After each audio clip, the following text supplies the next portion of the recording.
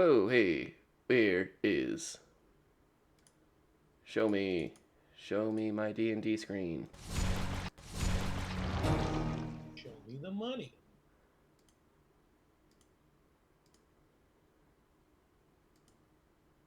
Oh, yes, I need this to... There it is. Okay, you know how we start this thing. Roll call. Ryan. Kyle. Mikey. And Steven! Welcome back, everybody, to episode 12 of our Misty Fortune and Absent Hearts campaign, as we come to the climax of our fourth module, out of 14, the Marionette. When we last left our favorite nuances from the Forgotten Realms, the House of Horrors... You're gonna keep saying that until it's a thing, aren't you? Until you guys give me something else. You tell me. But that's my headcanon.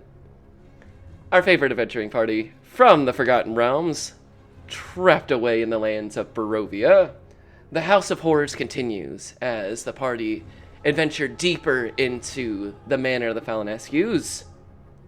After two horrific battles against undead children and a gibbering mouther, the party ascended the stairs, reaching the second floor of the manor.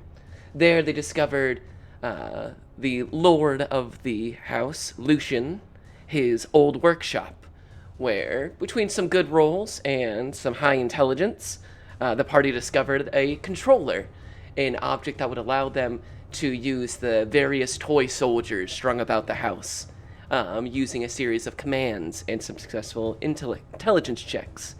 They were given the grand tour of Isabella's room, seeing it still in a pristine form, well maintained, clean and pristine compared to the rest of the house with its dilapidated features. The party eventually got to find Isabella's newest toy, a man, Boris to be exact. The father of Serena had been hooked with large metal hooks and made to dance a horrific dance, being puppeted like a large marionette with the toy soldiers, with swarms of dolls and Isabella in the front row. The party joined Isabella for a time, but could not stand to watch the man suffer too terribly long, and using the controller had the toy soldiers lay the man down onto the stage. The party was then swarmed by the various dolls in attendance, and using combination of their strength, magic, and the controller, were able to dispatch these horrific dolls, much like the infamous 90s movies, Toy Soldiers. Having successfully made it through the theater, switch over to this, the party continued to the west, eventually coming upon a laboratory of sorts. Various cadavers of shapes and sizes were laid out. Alchemical tables with the foulest of alchemy bubbled off to the sides, and an exceptionally large cadaver with a large metal arm being the only thing blocking the party from a glowing door, with Glovia softly chanting on the opposite side. As Jove made his way to push through into this final room, the large cadaver sprang to life. And in their horror, the party realized that this was no mere cadaver, but the lord of the house himself, Lucian. Having long been felled by his wife many years ago, his awful, mismatched, exceptionally large body had been stitched together into a large golem, using his very own metal tools to enhance his undead form. The fight was brutal, with Alder using an exceptional bit of fire magic, and Jove finally giving in to the 75% transformation, as his limbs grow larger, as the beast takes over, and Jove Featherfoot becomes more beast than man. The fight ended on a brutal note, I believe, with Jove getting the final strike, if I remember correctly. Tearing Yes, apart. I got a sick crit. Yes, for, I believe, a massive 30 plus damage. Excuse me. Having laid the Lord of the Manor down, finally, to eternally rest, Jove bounded for the door to where Glovia's voice could be heard. Being stopped momentarily using a good use of Sentinel and a solid strike to the back of the head with the pommel of his war pick, Virgil stopped Jove from rushing in headfirst. Initiative was rolled, but with a exceptional 19 wisdom saving throw, Jove was able to rein in the beast, at least for the moment. Seeing the light behind Jove's eyes and the acknowledgement, Jove nodded to the rest of the party before bursting through the final door. Bursting through, let's set up this final scene, shall we? This room is lit by many candles. The air is thick and warm and carries the stench of mildew and rotting flesh. On opposing sides of the room, you see two tables. One holds the heavily decomposed body of a young girl in a new dress, her chest cavity open and empty. Sans for the esophagus and the pulsating stomach in the bottom of the chest cavity. The other holds the unconscious body of Serena, her skin covered in tiny, bloody arcane markings. Next to Serena's table, a hole in the floor exists where a staircase once was. Between the tables stands Glovia, flanked by desiccated humanoids wearing suits of armor over fine clothes. They have large, think very Frankenstein-esque stitches across their faces. She wears strange spectacles, the very ones that you saw in your seance. Brass with green emeralds in the center, giving almost a snake-like appearance.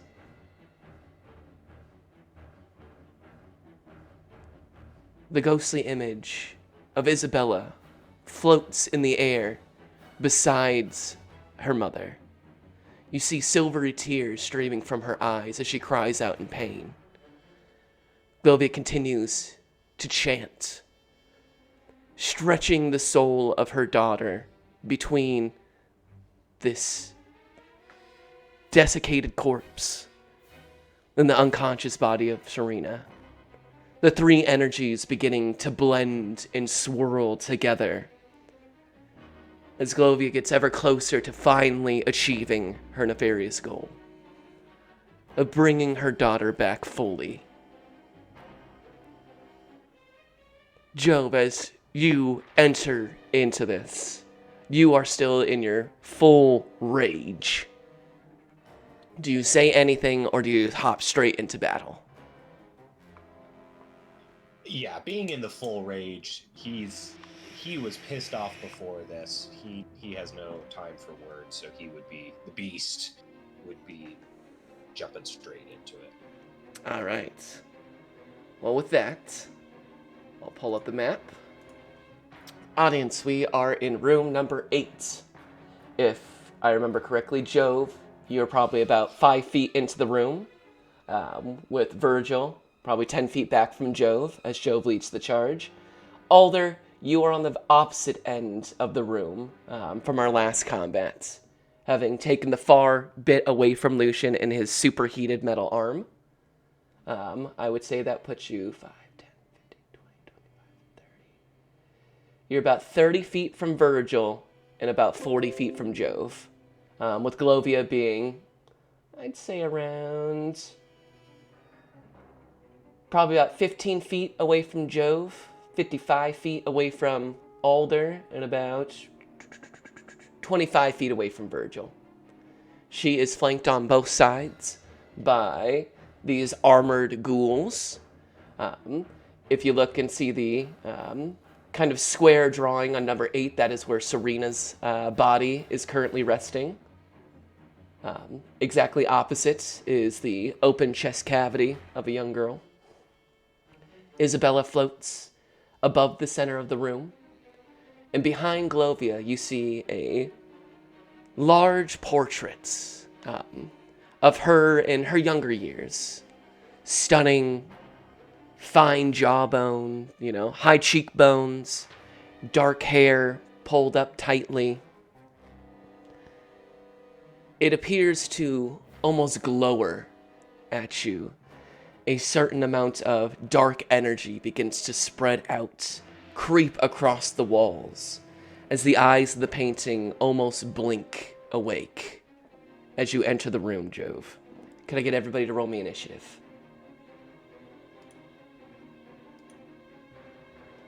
I almost hate to ask this because I'm afraid I know the answer, but are the ghouls carrying weapons? The ghouls, let me check this one. They are, go down to their stat block.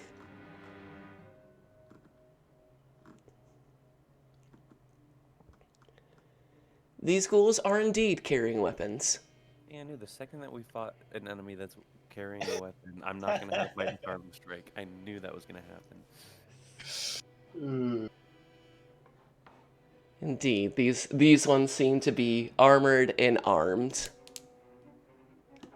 showing a certain amount of extra care, one could call it, compared to the run-of-the-mill undead that you guys have run into out in the village of Orsnu.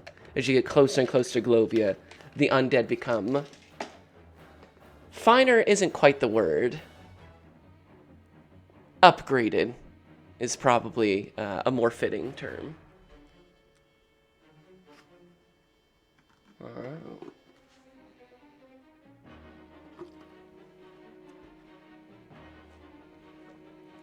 Jove with the 20. First with the 15. 12? Okay.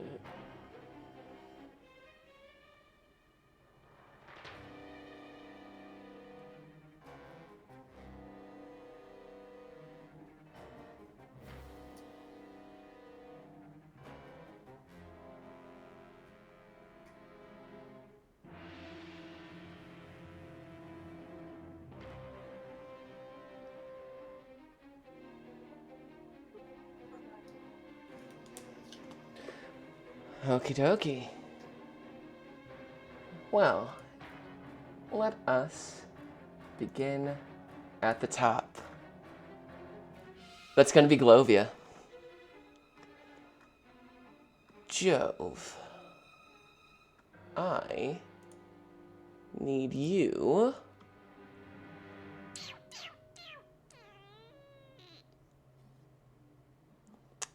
you to make a wisdom saving throw. I will. Come on. And I'm going to need you to do it with disadvantage. Okay.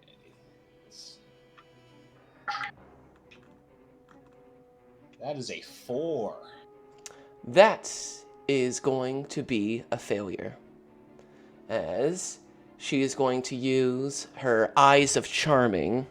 Jove, you burst into the room, you lock eyes with Glovia, and you see those strange spectacles, the green shards glow until you are almost blinded by it.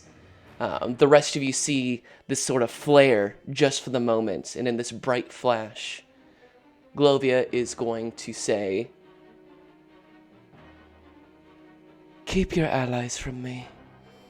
Stop them." You're currently under the suggestion spell, Jove. And I'll just... you've been told to stop your party from entering on in. Did we hear that? Yes, absolutely. You hear her tell Jove to stop you from entering in. You must pursue this course of action to the best of your ability, Jove.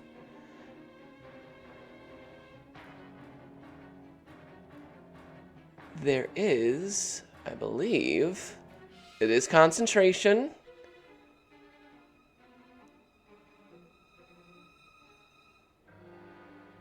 But there is no saving throw at the end of your turn. You do said option until it is finished. So that's going to be Glovia's turn. And she's going to use her action to cast Suggestion on Jove using her Eyes of Charming. Then hits initiative round 20. And on initiative round 20, she's going to use a lair action. I need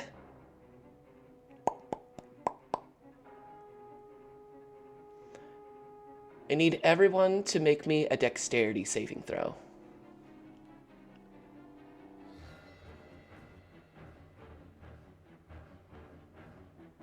Is it something that Joe can see? It is something that Jove can see. As she places a hand to the ground, and all the floorboards begin to rise as if they are being carried by waves, as it shoots through the whole top half of the floor. You can see her being kind of the epicenter as she sends out this wave, trying to knock you all prone. 20. 21. Pass. Alder.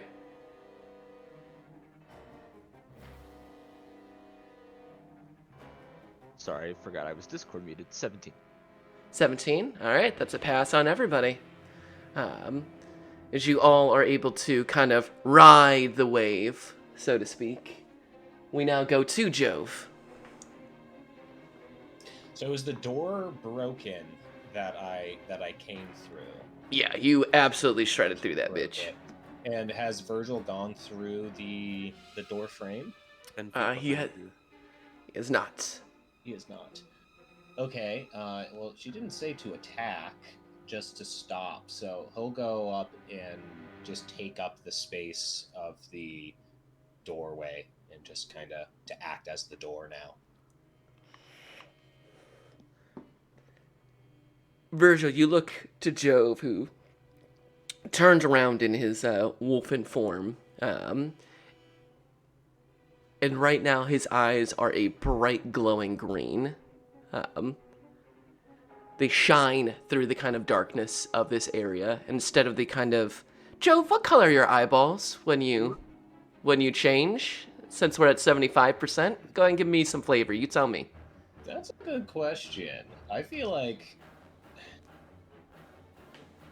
I don't know. First thought, best thought. I think they've got that reddish hue. I think there is a kind of insidiousness to the eyes at this point, or more like Sith eyes, that kind of like yellow red combo. They look gnarly. Gotcha. Instead of the Eyes.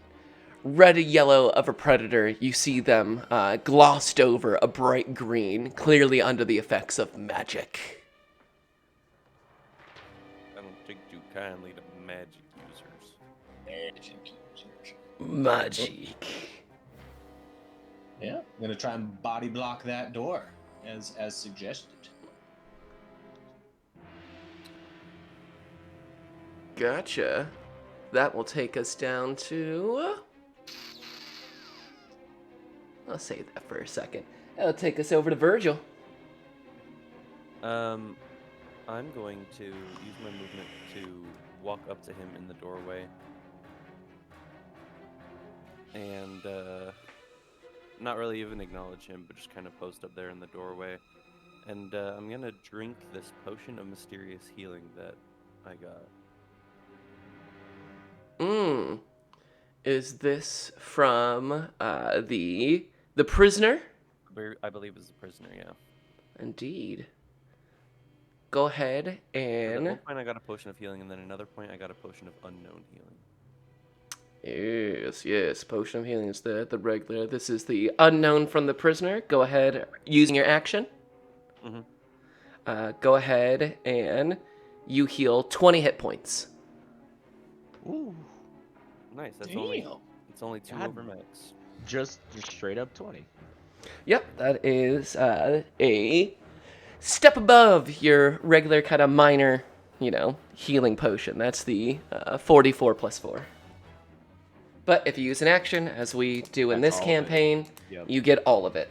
For our viewers who don't know, in our campaign, you may drink a healing potion as a bonus action, but you're going to have to roll. The way we kind of think about it in this campaign is that if you use your whole action, you drink the entire health potion, getting all of its benefits. If you use But a if you're bonus administering action, it to somebody else, then you have to roll as well. indeed, you may use an action to give somebody else the potion. However, since they are not using it themselves, you roll for it. You may use it as a bonus action, but you won't get all of it into your mouth, maybe. Or maybe you're just a chug champion. But that's how we roll potions in this campaign. In case everyone's like, that's not how that works. It is in this house. We also, I have removed the short rest cap for this campaign. If the players have hit dice, they may continue to take short rests where appropriate. Because of the small nature of our group, typically I usually have it capped at 2 for a 4-person group, but this campaign requires a little more. But yes, sorry Virgil, continue on. Yeah. So that's I can't really do anything with bonus action right now. I'm just gonna post up there. Indeed. That takes us to the Guardian Portrait. What do I want? Virgil, can I have you make a wisdom saving throw?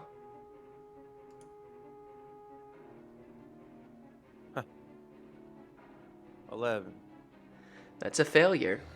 You are under the effects of Crown of Madness, as that black energy shoots from the painting. It goes across the wall straight to the doorway and leaches out, surrounding Virgil's head in this black and iron-looking crown.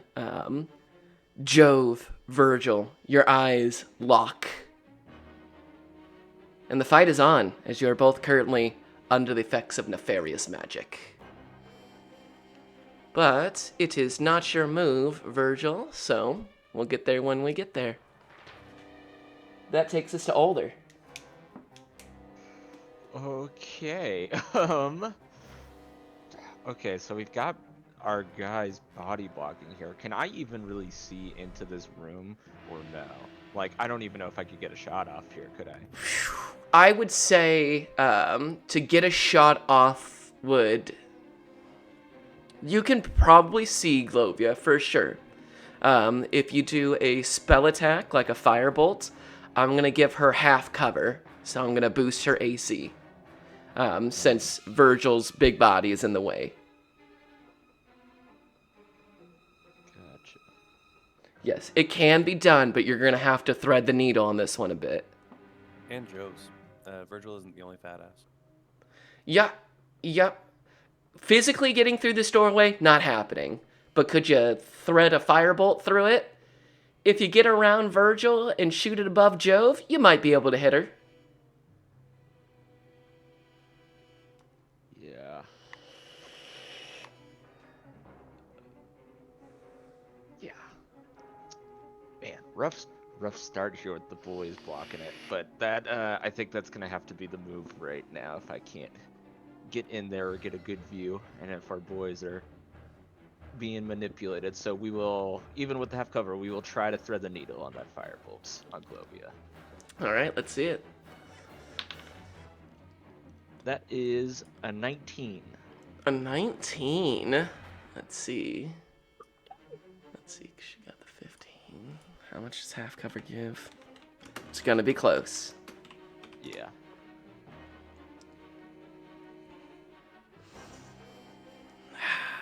That'll do. Go ahead and roll damage. All right. Ooh, for the 10. 10 Nice. fire damage as he truly threads that needle, almost sidearm, slings it with as much energy as he could put and muster into this thing. It's like a fastball basically to have to slice it through there, and hits her for the full 10. You see it heading, you go for that fastball, try to get to the curve, and as the firebolt leaves your fingers, you can watch it almost grow wings as its trajectory moves out and around Virgil to eventually strike Glovia in the chest. You can see almost mechanical-looking runes dot her clothing. Instead of the hospice gown that she was wearing earlier, she is in fine, darkened robes. Much more classic to like what you would expect like a Brotherhood of the Cloaks would wear. Dark, intricately patterned together, that flare up when that fire hits Alder, and you can see the clear signs of mage armor on her. It's a dark green and black energy that seems to be stitched into her very clothing. She's got long, fine gloves on, the spectacles hiding her eyes, only the stoic frown that pulls at the sides of her mouth as the damage strikes, but you can see part of that flame being almost distinguished by what she is wearing. But anything else from me, Alder? Did she do a concentration check? I'm gonna say that is a concentration check for her, but no other movement or anything for Alder. Wait. These... She does not need to make a concentration check because she is not the one concentrating on this spell. Indeed. Okay. She is casting them through her eyes of charming. Very well. But right. yes, that's all for Alder. Indeed, as she takes a bit of that flame damage, it is now going to be Ghoul's turn. As they are going to step forward and take up defensive stances, giving Glovia full cover now. As they both step forward in their armor, the metal clinking against each other as they take a defensive stance and place themselves in front of Glovia. We will go back to the top with Glovia herself. What does she want to do here?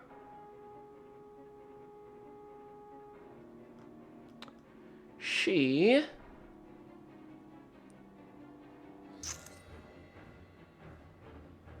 Although you're pretty far back there, huh?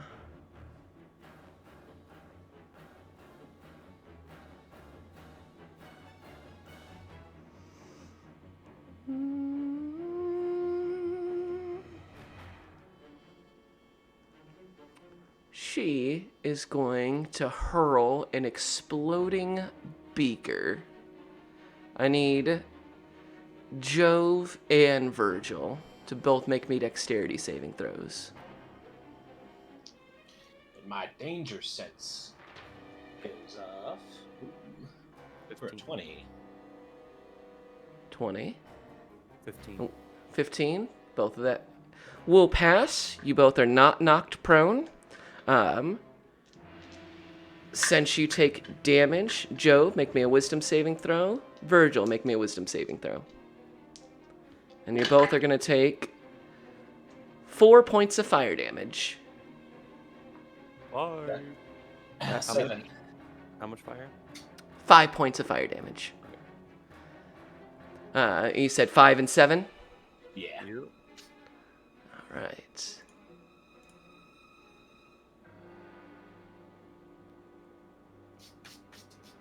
Jove, the way it is worded, the suggestion wears off as the green light fades from you as you take this fire damage. The crown, however, maintains. So Jove, you're no longer under suggestion. It goes to initiate a count 20 at the end of Glovia's turn. She's going to use another lair action. Jove, go ahead and make me a dexterity saving throw. Nice, a 20. 20. All right, you'll take half damage. Now, you take 1 point of acid damage as one of the cauldrons in the room bubbles over, and a acidic, slick goo spreads across the floor. You're able to avoid most of it, but the ground at the entrance is now difficult terrain.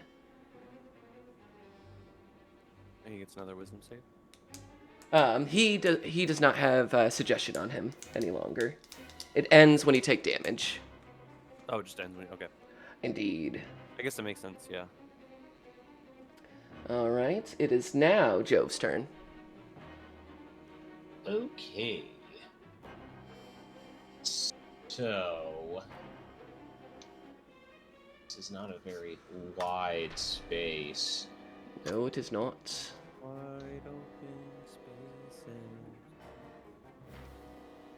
So what I'm attempting to do here, and you can help me figure out if this is feasible, is I have a leaping attack from that's from 15 feet. I don't know. I know you said the guards kind of got in front of her. I don't know if there is a way I can cut an angle to make that leaping attack, or just go through them. I don't know. I would to say- get at Glovia. Yeah, 15 feet on leaping tat. It's difficult terrain where you're at. I would say make me an athletics check to see if you can bound over the guards. It's not going to be easy. Let's make it a DC 16. If you roll a 16 or above, I'll let you hop over and get Glovia. If not, you're going to run into the guards. Oh yeah, that's going to be a 22. A 22. Indeed. You hop on over. Go ahead and make that attack on Glovia. Okay. I mean, and this is being done in a reckless manner. That's not going to do it, I don't think. Only a 12. A 12 will not do. You strike, and you see that same dark energy spread from the sigils across her clothing, creates almost like a shield, and you can feel your claws strike against it as it pushes back. He's pissed off when that happens, and he growls, a real throaty growl, and he'll use his bonus action, since he's in the 75% wolf form, to make a bite at her, or at least attempt to. Go ahead. There we go. That is a 23. Yep, that'll hit. So I bite her. Oh, of course. I roll minimum for 3, but I gain 3 health from that sweet little bite action. Dude. Fight to that 6. Gotcha. You bite down, Jove, and you can taste blood for just the moment, but as you pull your teeth back from her flesh, you can see that energy rushes into her, and the small wounds that you have left immediately recover. It's like the scabbing process taken to its highest level as her body recoups immediately these small wounds.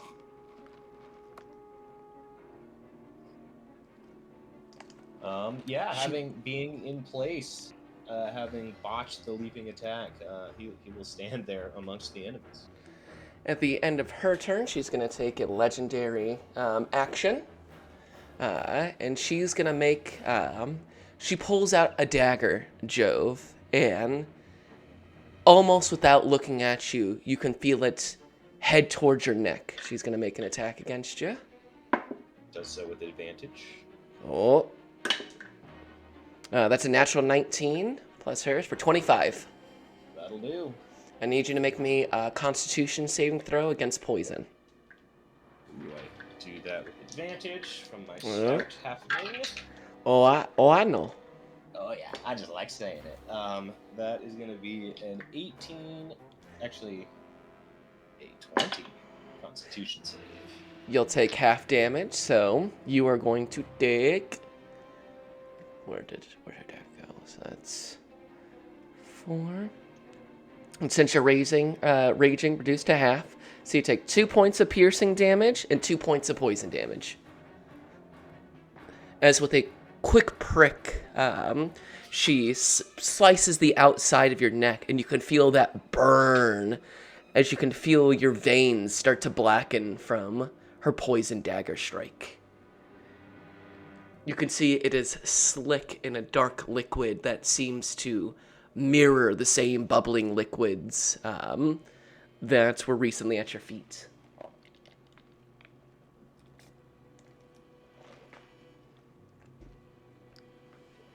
But that takes us down to Virgil. Yeah. I'm gonna go into the room. You said it was difficult terrain, so I don't have enough movement to get to her without dashing. Indeed. Okay. But I can make it to the guards without dashing? Yep. Okay. Then I will do that, and I will position myself to the side of them. Because the game plan is that after I hit, I will hopefully be able to push them and make a sight line for Alder. So wherever that positioning makes the most sense for that, but kind of off to the side so I can, like, clear the way. Go for it. Okay. Kind of pushing one into the other. Do have to hit. 22. 22, that'll hit. For 10 silver piercing. Piercing. And then he has to make a strength save as I try and shove him with my horns. Let's see. That is a 16. That passes. Heard.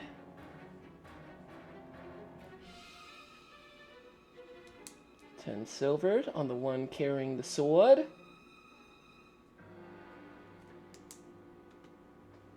Alright, anything else from you? Nope. Alright, perfect. It moves us down to the painting. The painting is going to use its action. The crown on you, Virgil, flares up, and you feel it digging into you.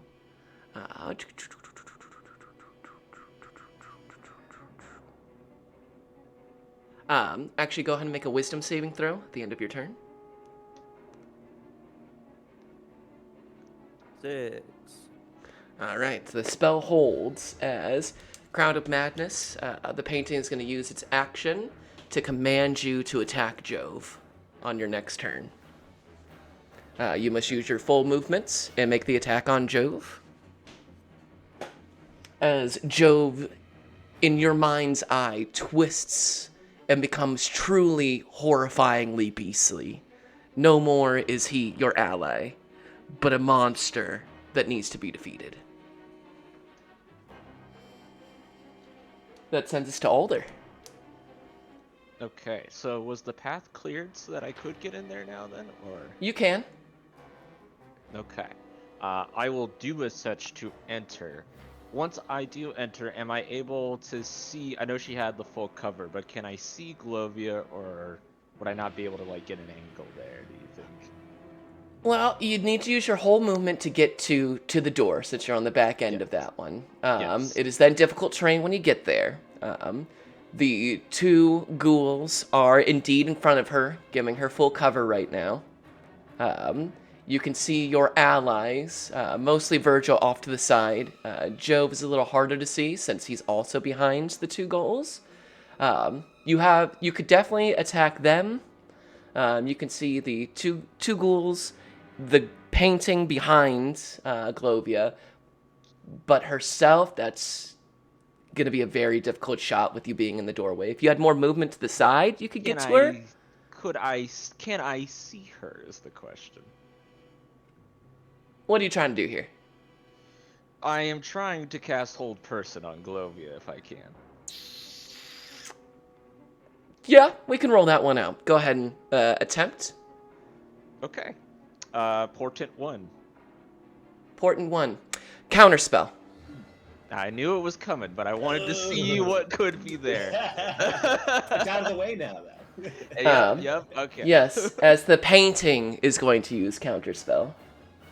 Oh. You see, you send out your magic, and for a moment you see Glovia's body go stiff. And then her visage in the portrait begins to twist and to change until you see that same magic get pulled into the portrait. Her form becoming darker, twisting. Her face begins to twist and model away from the fine figure of a noble into something much darker. I knew it couldn't be that simple, but I had to try it.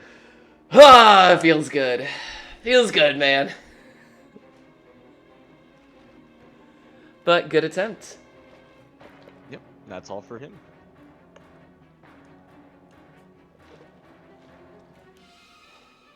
Okie dokie. The end of Question your on, turn. question on ordering on that.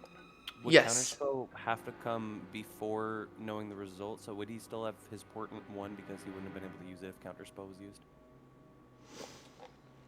Let's take a looking at that one for order of operation.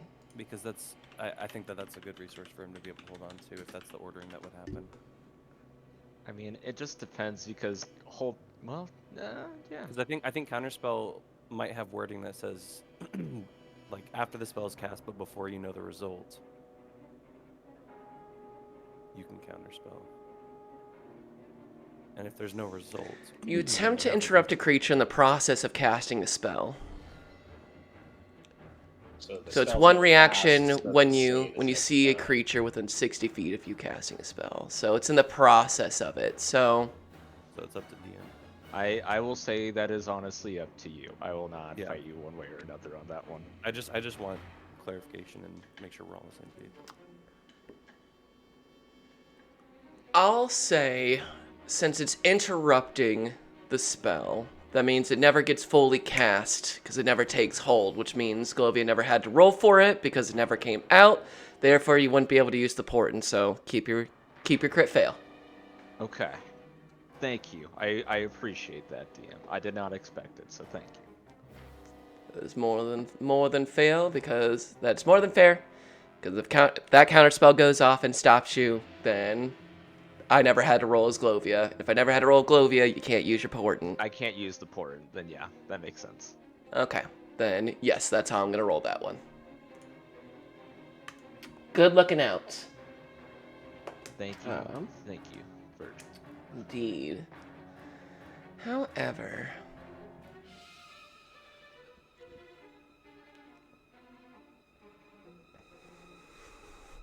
Glovia is going to use a legendary action at the end of your turn, Alder, for optimal positioning, and she's going to move her movement speed, does not provoke opportunities of attack, and is going to move her full movement speed to get right up next to you, Alder.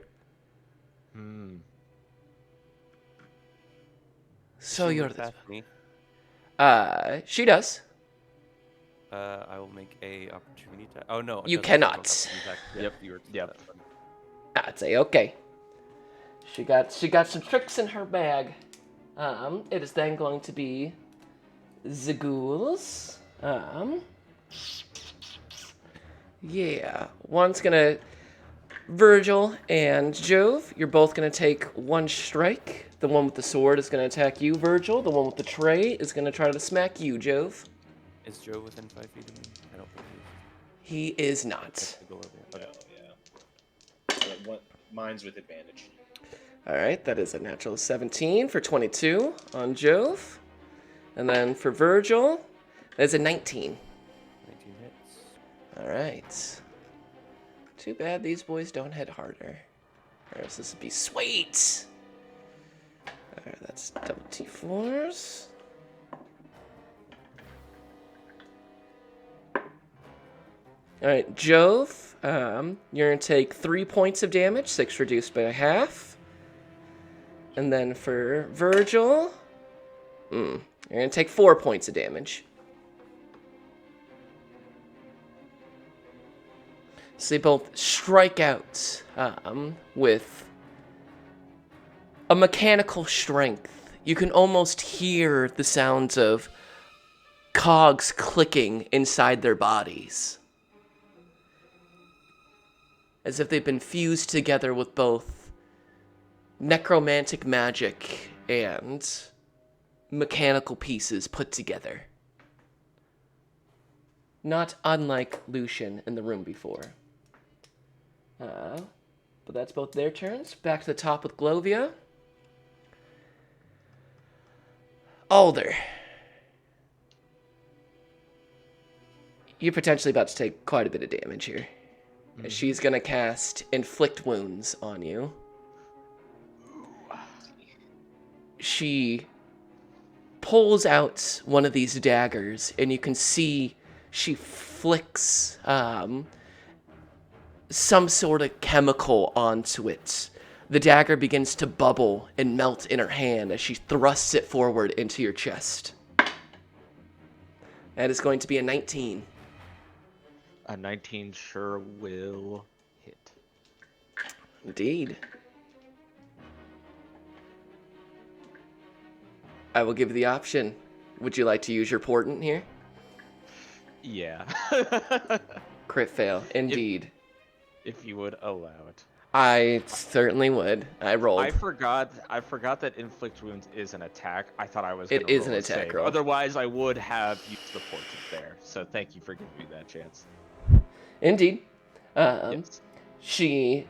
You see that kind of divergent timelines. One where she straight puts a hand into your chest cavity and tries to remove the organs within, using this almost like a quicksilver glove made out of her dagger.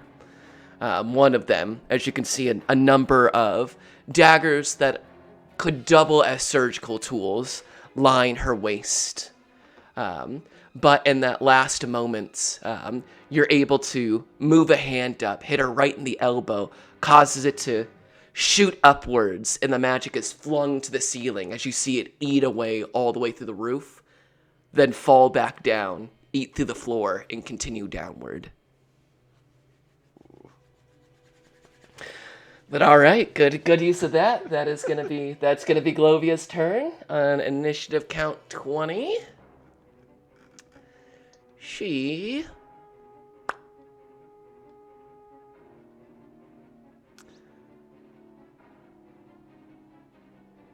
The image on her portrait twists and contorts to see an awful version of Glovia. Her skin pulled tight as if she hasn't eaten in weeks, in months. Madness crawls out of her eyes in inky black tears. The wings of a creature both raven and bat-like spread from her back. As it looks to you, Alder, I need you to make me a horror saving throw. Ooh, is that con on this one then? This one is going to be a domination horror check. So I need you to use either intelligence or wisdom. Okay. As she is going to try to use the fear to dominate your magical abilities. And is this a saving throw or just adding? This is the indeed a saving modifier? throw. Saving throw? Okay, I will go intelligence then. Ooh, that's for a 22. You pass. As you look at this portrait, Alder, you can see that the terrifying image is a mirage. You look deeper at it. You can see a amber light flash just for a moment. We see a different woman. Large black pointed hat.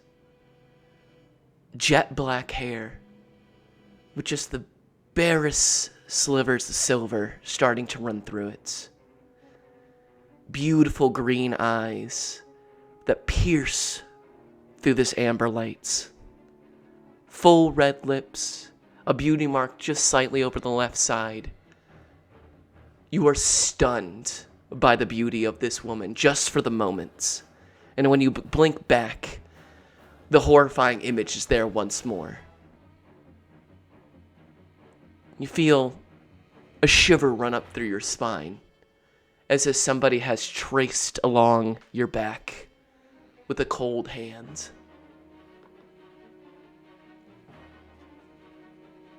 That takes us down to Jove. All right. Jove is going to attempt another leaping attack back at Glovia now that she has used her movement to get away, proccing a opportunity attack from the ghoul boy.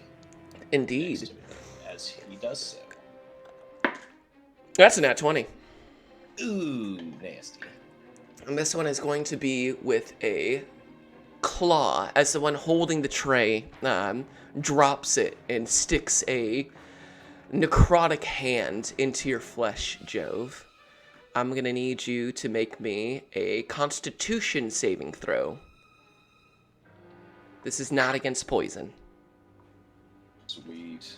25. That'll pass. All right. So you'll take, and you're raging, so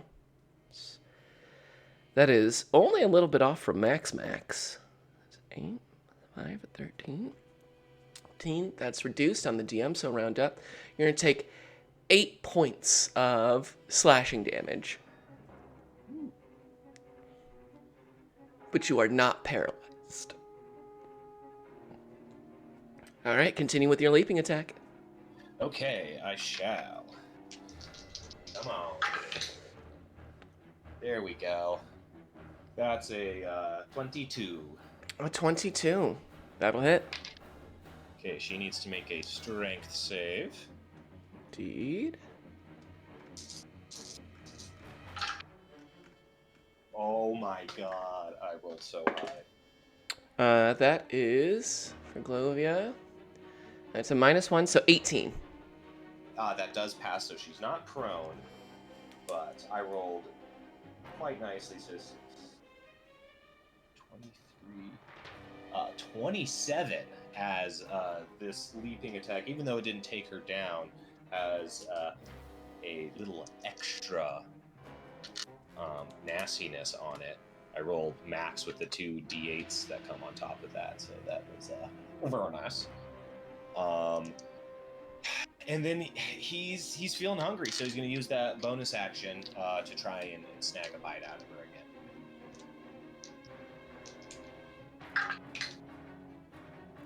That is 19. 19. She's going to use shield. And that is not going to hit. Gotcha. Yeah, And that then he biting attack bites deep into her flesh, Jove, and even with some of the more regenerative abilities she has, you can see that that one hurt deeply. She bleeds bright red blood. Hot. Alive.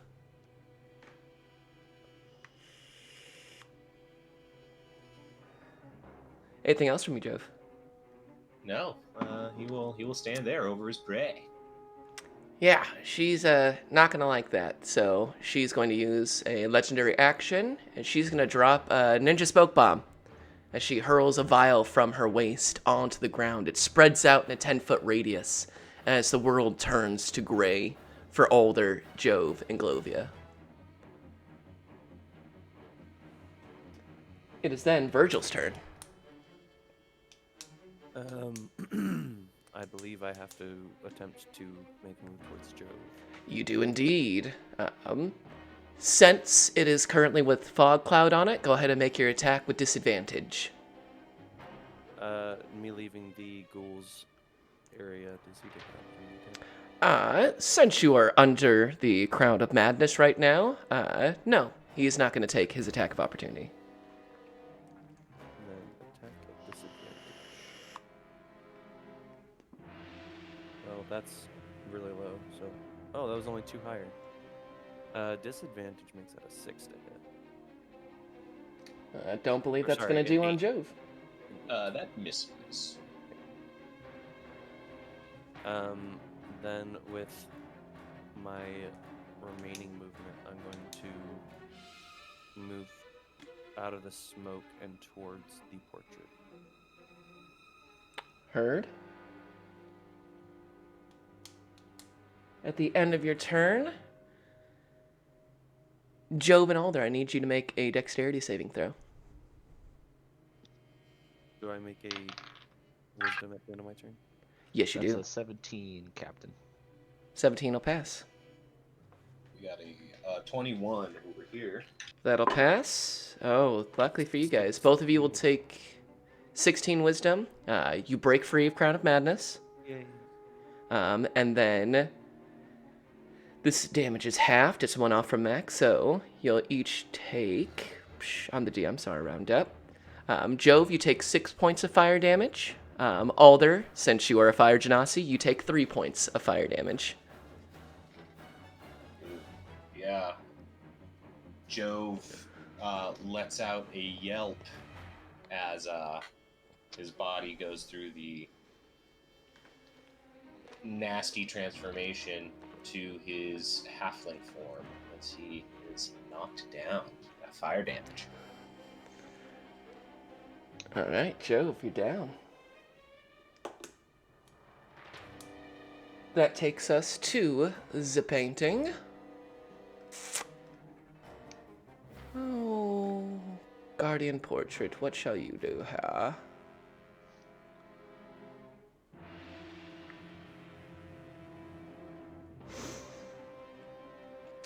Virgil, make me a athletics check versus the painting's spellcasting check, as it's going to try to use telekinesis on you.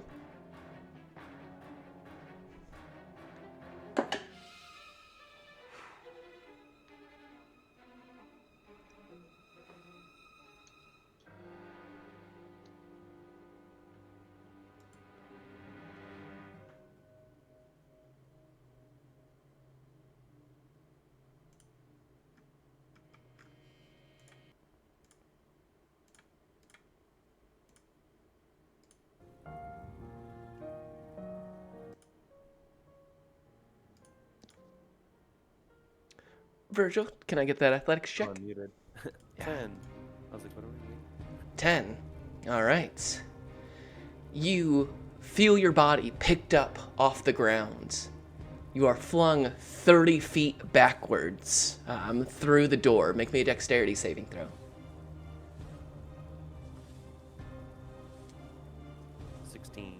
16. You land on your feet. You are pushed back away from the painting. We'll say, since you're moving your movement speed, 15 there, 15 back, pushes you. You're about 15 feet pushed out through the door, through the fog, past your allies. You feel your back hit up against that table that once had Lucian on it, but you are able to maintain your feet underneath you. All right, Alder. Okay, so Jove is down. Glovia, is she still right by me then? She has not moved. She has not moved. Indeed, Okay, you're both. You can just you're in this fog cloud that she has created with one of her vials. Yes. So it's you can kind of see her outline. What's giving her away is the bright green glint of her eyes of charming that she is wearing. Would I have been able to even see where Jove was or that he went down, or would that be too obscured? I would say you definitely heard Jove's body hit the ground, and you can hear the snapping of his body returning back to halfling form. You have a pretty good idea, and since you guys were relatively next to each other, it would be easy enough for you to find him even in the fog. Had he gone down while you were outside of the fog, you probably would not have been able to pull this off, but since you were both together in that one, you feel pretty confident you could find Jove. He will do as such and will use an action to use one of his health potions on Jove. Go I believe ahead. I have to roll on that one, though. We said You do correct? indeed. Okay, and that's 2d4 +2. plus 2. So that's for, let's see. So that's for 5 HP. Thank you, Jove. sir. You are alive. Alive. For now. Stay alive. Yeah. Stay alive. And yeah, that'll do it for him, because he knows she is still right there, so I won't try to provoke. We'll stay. Indeed. The two ghouls are gonna come on over. Come on over. And attempt to strike into the fog. One for Alder, one for Jove. With disadvantage. Alder. That's only gonna be a 10. Will not For- hit. Jove. This is gonna be a flat roll because you are prone, but you are Indeed. obscured. So this will just be a flat roll. It's only a 6. Yes. So you can feel the heavy strikes on the ground around you. Jove, you have the sensation of fire, of burning, of darkness, of medicinal liquid running down your throat, only to come back to a heavy claw strike inches away from your head as the ghoul ineffectively attempts to hit you.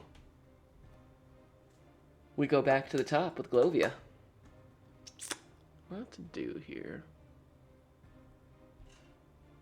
But she knows where you guys are just fine. She is going to cast Chill Touch.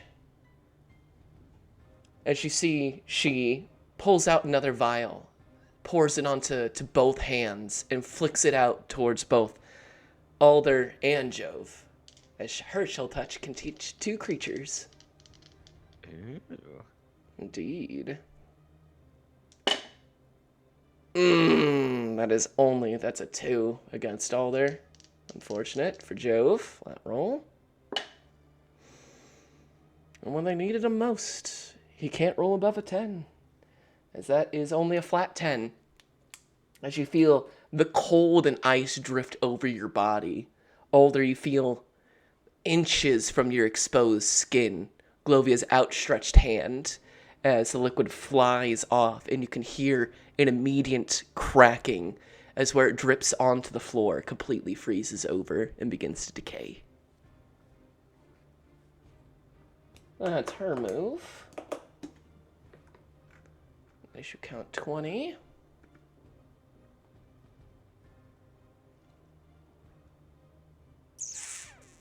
Yeah.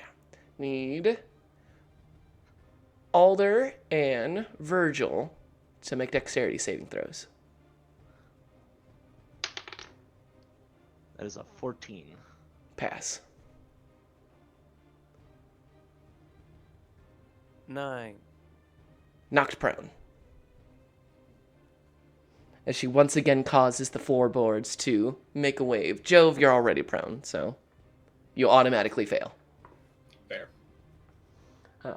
Bringing us to Jove. I will use half my movement to stand up. And I guess if Glovia, if I can see her.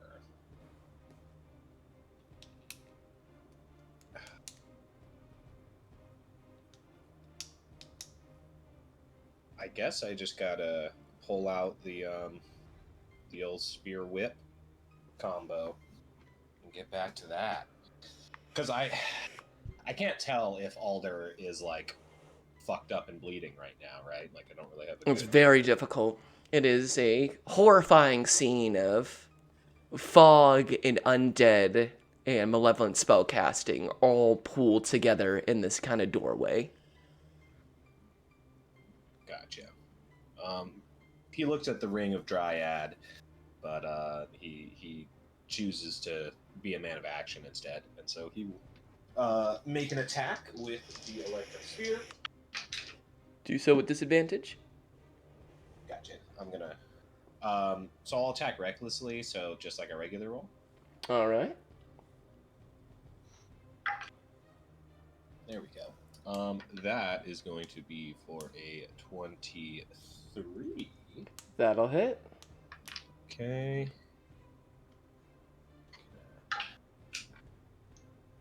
A lovely minimum right there of 3 piercing. 3 piercing, indeed. And then we'll follow it up with the bonus action whip attack. Oh, there we go. Nat 20. So plus. So for 6. Slash. 6. You send out the spear and the whip. The spear making purchase, but you feel that same kind of force push back against you. Hardly any blood returns back from the spear, but the whip cracks out, and you can hear a cry of pain from Glovia. You hear the sounds of blood beginning to drip onto the floor.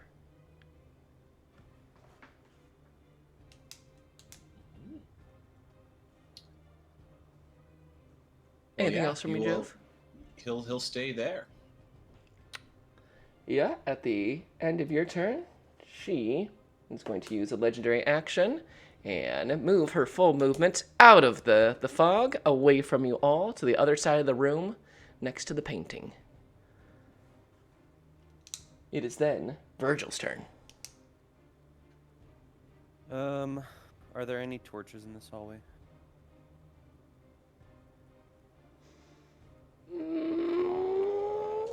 Roll me a D100. I'm in the room. I'm in that. Yeah, roll me a D100. Yeah. Oh, nat 20. Unfortunately, it was on my D10. So it was a 20 and a 0. 20 and a Is that 0. 30 or 20? For me, I usually consider that a 30. I will say, you don't find a lit torch, but you do find hung lanterns. Okay. So I'm going to stand up and go over to a lantern, take it, and then use as much movement as I can to go back towards the room. Indeed. You can get right up next to Alder and the Zaghouls. Would it be an action to grab the lantern from the wall? I would say no. Okay. So how far away from the portrait am I? I would say you are... Let's look at the map. The portrait's right here. So let's say 5, 10, 15, 20, 25, 30. 30 feet. Okay. And I would say at the start of this round, the fog has dissipated. Okay. I think I want to get a little bit closer before I try and throw this lantern at it. And I will say that I am not wielding a weapon, but I am wielding a shield. So, what I will do is use my dash and go towards the ghoul that's on Jove. You got it. And then since I used my dash, I can use my bonus action to do an attack with my horns. You gotta go for it. Right. See if there's anything special.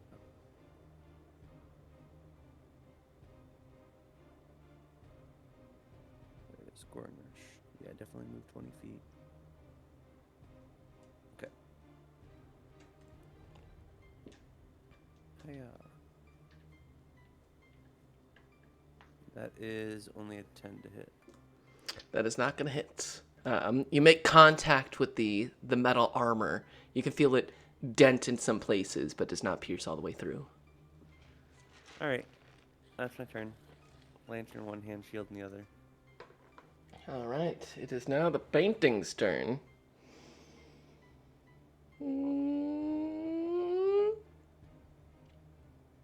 Still has that going on. Alder. Give me an athletics check. Athletics. Ooh. Okay. That's a 14. All right, that'll beat. As the painting turns to you, its eyes darting to that side of the room, you can feel your feet beginning to leave you as you force yourself down, grip part of the floor, and keep yourself from being moved. That's going to be the portrait's turn. She can't use that action. All right. It is then Alder's turn. Okay. I still have one of the ghouls that's next to me, right? You do indeed. Okay. And you also said Soglovia is right next to the portrait as well. Indeed. Okay. He will go ahead and he will. Yeah.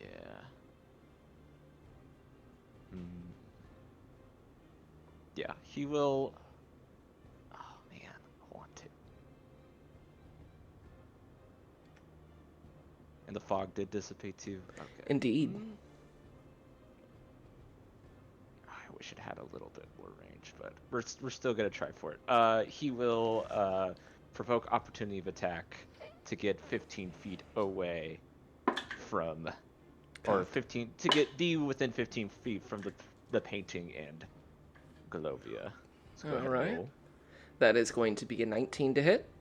It will hit. Alder, you are going to take 8 points of slashing.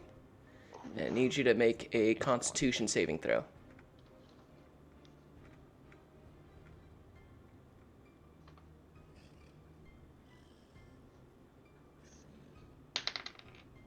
That is a 17. That'll pass. You are not paralyzed. Keep going. Beautiful.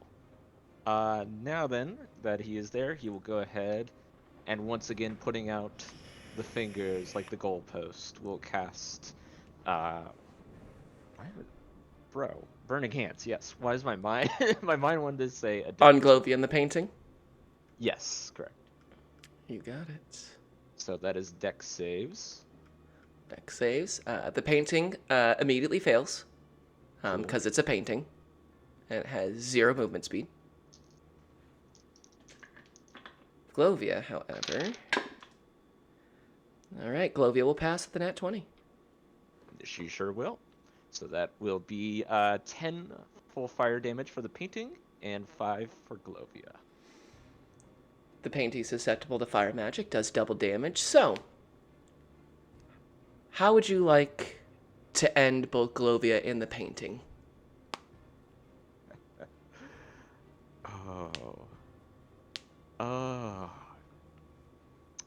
Alder is fixated on this magic that he's seeing before him, and still that visage that he had before, and that amber light, as well as her own challenge that she gave to Alder. And Alder, like, almost is so focused on it, he almost, like, just kind of takes that blow from the ghoul and just kind of wills himself over, because this is his main focus there. And he looks on at them, the clear source of this power in Glovia, and invites that challenge and says, if you wish to see my fire, I'll let you become it. As he as the burning hands, it's almost a reverse form of it, essentially. It's him tapping back into that primal fire that he's always been chasing. And it's almost as if it's hard to tell if it's the flames are shooting out from him to them, or if he is condensing them down into that flame and absorbing it in. It's almost like a transfusion, as if the flame is going both ways at once. The painting and Glovia burn, their essence being pulled into Alder's flames. As the painting dissolves before your very eyes, burns away, you can see the image of Glovia also burns. They mirror one another until all that is left is a pile of ashes.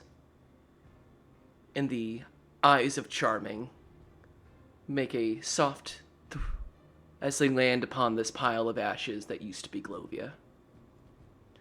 The ghouls in the room immediately fall and hit the ground. The painting's magic stops. Isabella floats back down. The girl with the open chest cavity, her stomach stops pulsating.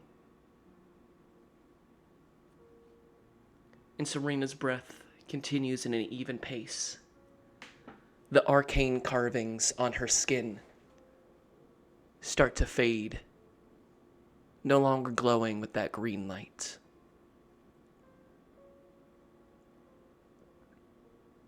We are out of initiative. We somehow didn't die. Oh, so close. Very close. Luckily, she can't use the same legendary action in consecutive rounds. Yeah, that's kind of why I was just keep pushing the painting. I'm like, surely there's like something that it can't keep defending itself. No, great magical power. Not so great at defending itself. That's why it has a wizard. You see Isabella's form float back down to the room. Her hand reaches out towards the pile of ashes, and you see the ghostly visage of Glovia. Another hand joins hers, as the visage of a handsome nobleman, no longer twisted by foul alchemy and necromancy, wafts into the room.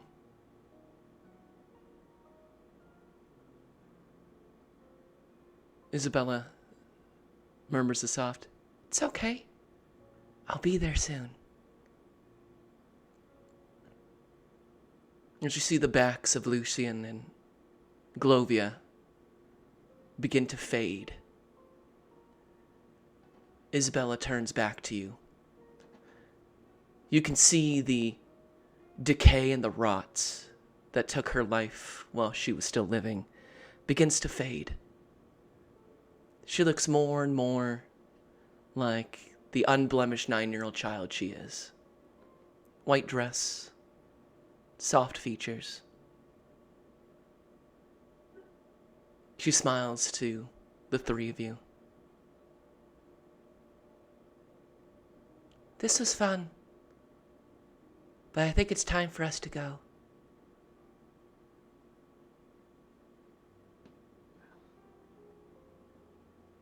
Thank you, Isabella, for being a fine lady of the house.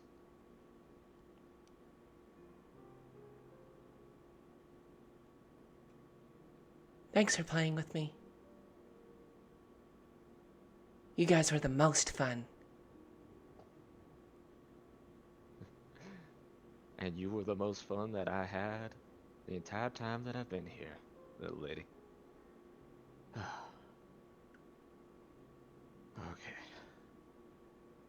As he's relieved to not have to necessarily kill a kid. Kill more kids. No. I mean, we already did that with the dead kids, but you know. Yeah, somebody killed them first. You're just, finishing what they started. Yeah, it's Silent Hills type stuff, right? The double tap.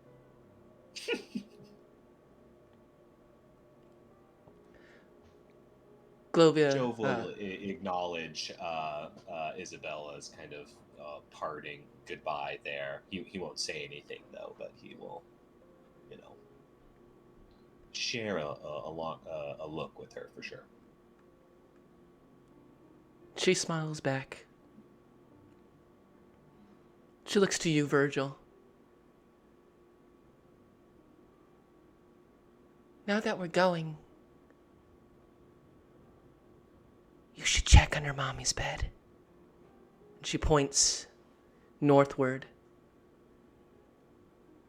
What we see on the map as to the room 7s.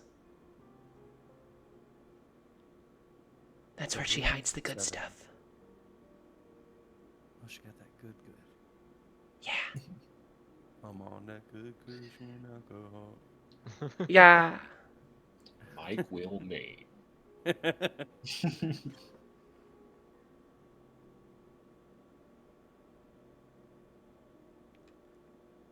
Be careful, friends. I can watch Mommy and Daddy now, but I don't think the pretty lady's gonna be very happy.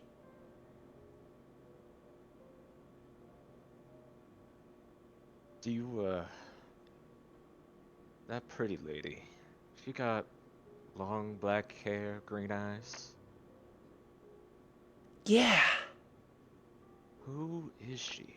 I saw her for just a moment. I don't know. I think she's Mommy's teacher. Teacher, huh? Well, if I see her, I'm certainly gonna have to ask her how she learned what she learned. But thank you.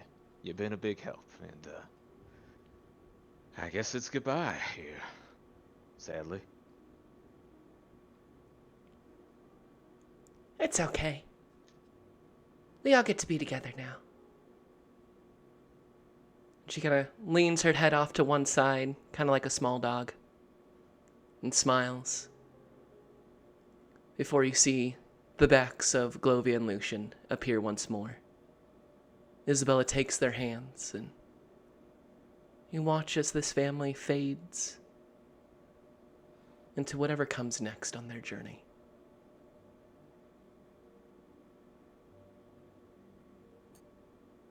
A quietness fills the house now.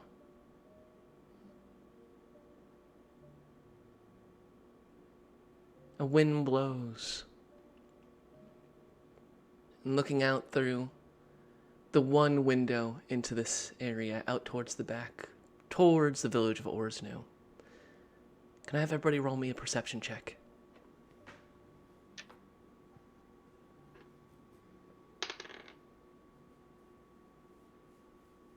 18. 18. 19. 19.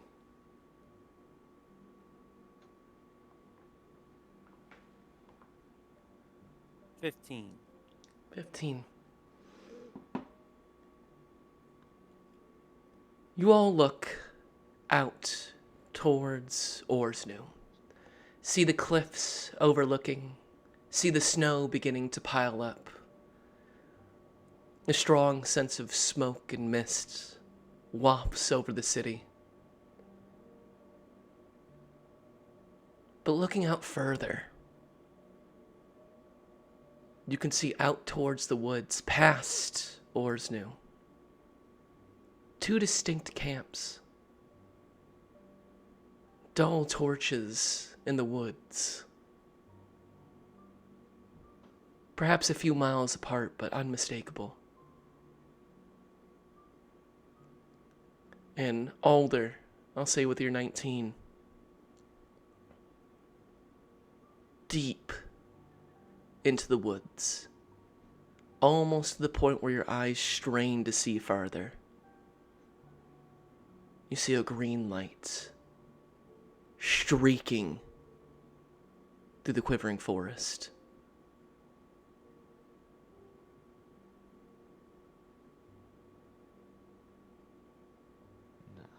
Now that couldn't be. Roll me a history check. Mm-hmm. History. I do have proficiency in that, so that is going to be an 18 total.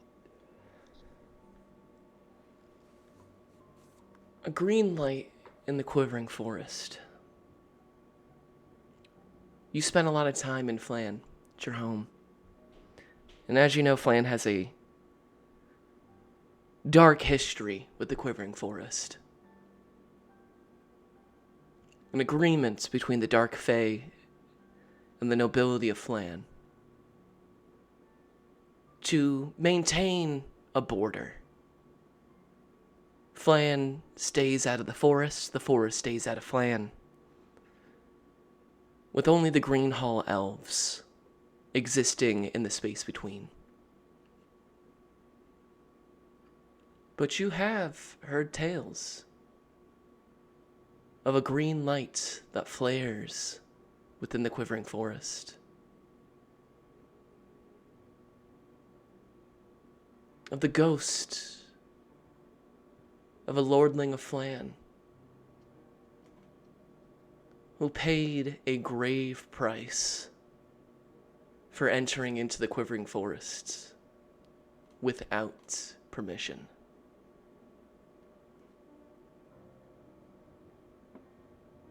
You feel a chill run up your spine once again.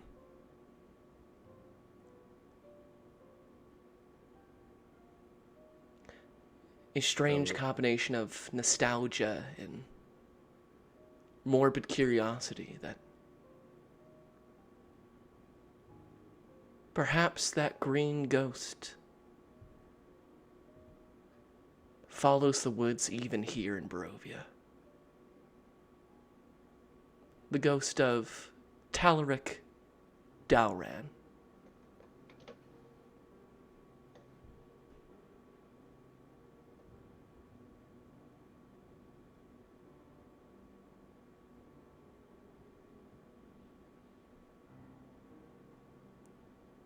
Real quick, DM, could I ask you how you spell that? Yes. Talaric Dalran is Talaric, Talaric. And Dalran is Daoran. Dalran, got it. Indeed. Yeah, and he kind of... You guys see him kind of tense up and freeze a little bit after what happened with Isabella before saying, guys, I might be crazy, but I think I just saw a Flan ghost story out there. Oh, I don't believe in ghosts. That's a joke. He gives you a look. He like didn't believe you for half a second. I was like, "Are you?" The sound of Joe laughing like echoes through this empty house now. The first bit of real laughter, perhaps heard in years. I mean, why don't we, I don't know about you guys, but I'm exhausted, and I feel like this house is probably even safer than outside the house at this point, now that it seems to be vacant, so, if we're not sure what's on the outside, I think we might want to take a break in here. I think we And could do while we that. take our break, I would love to hear this tale. Well, we definitely need to see how Serena's doing and whether her dad is still with us. That's my only concern. If we get back to, I mean, we just killed, I guess, the nominal healer for this here town. So it's Boy, kind of a did ya. spooky house. Well, I wouldn't really call this the healer with what we know, and I'm sure once they see it, they'll understand what's been going on. But more than anything, we certainly shouldn't leave before we grab what Isabella told us about, though, right? Oh, Precisely. I also think that we should loot the place. Yeah, let's see what's left of old Glovia here. I mean, it's a mansion. I'm sure there's plenty of good things hanging around.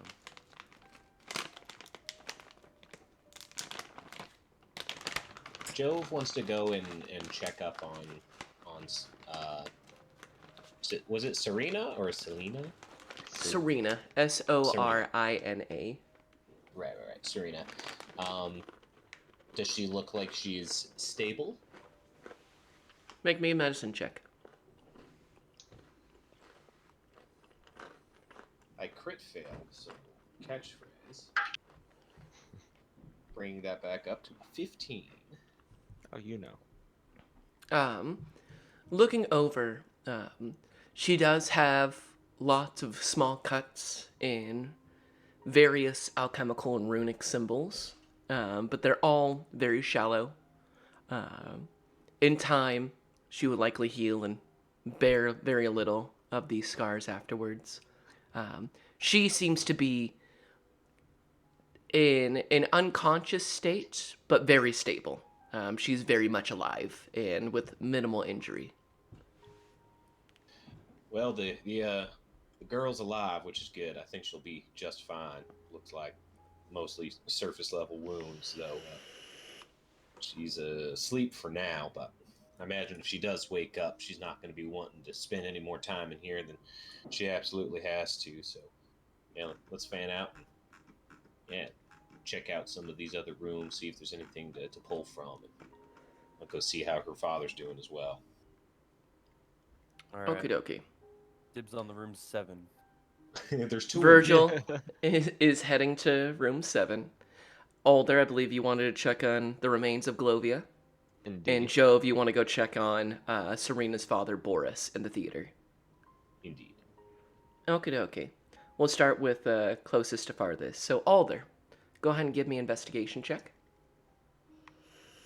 Sure will. That is a little low. That's a 10. A 10. Luckily, Glovia, as the academic mind that she is, has everything clearly labeled, organized. Alder, it reminds you of your own personal study. You can see the clear signs of an academic mind with exceptional amount of time. Glovia has everything journaled, labeled, organized, making it very easy to pick through the remaining of belongings. You find a potion of healing, a potion of climbing, 2 flasks of alchemical fire, and a vial of acid, on top of the only thing remaining from Glovia, her eyes of charming. These slender, amber-colored lenses with slivers of green that look very much like a serpent's eyes.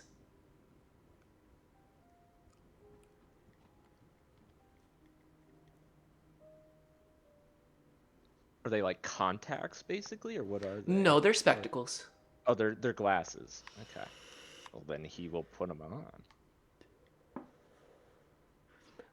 You can sense the magic in here, although it does appear, having spent quite a bit of time with magical items, you know likely they cast some sort of spell, but that spell seems to be exhausted for the time being. Makes sense. And then, could you go over again just one more time all the potions? Yes. Sorry, I didn't get all of them written down. You found a vial of acid, 2 flasks of alchemist's fire, a potion of climbing, and a potion of healing.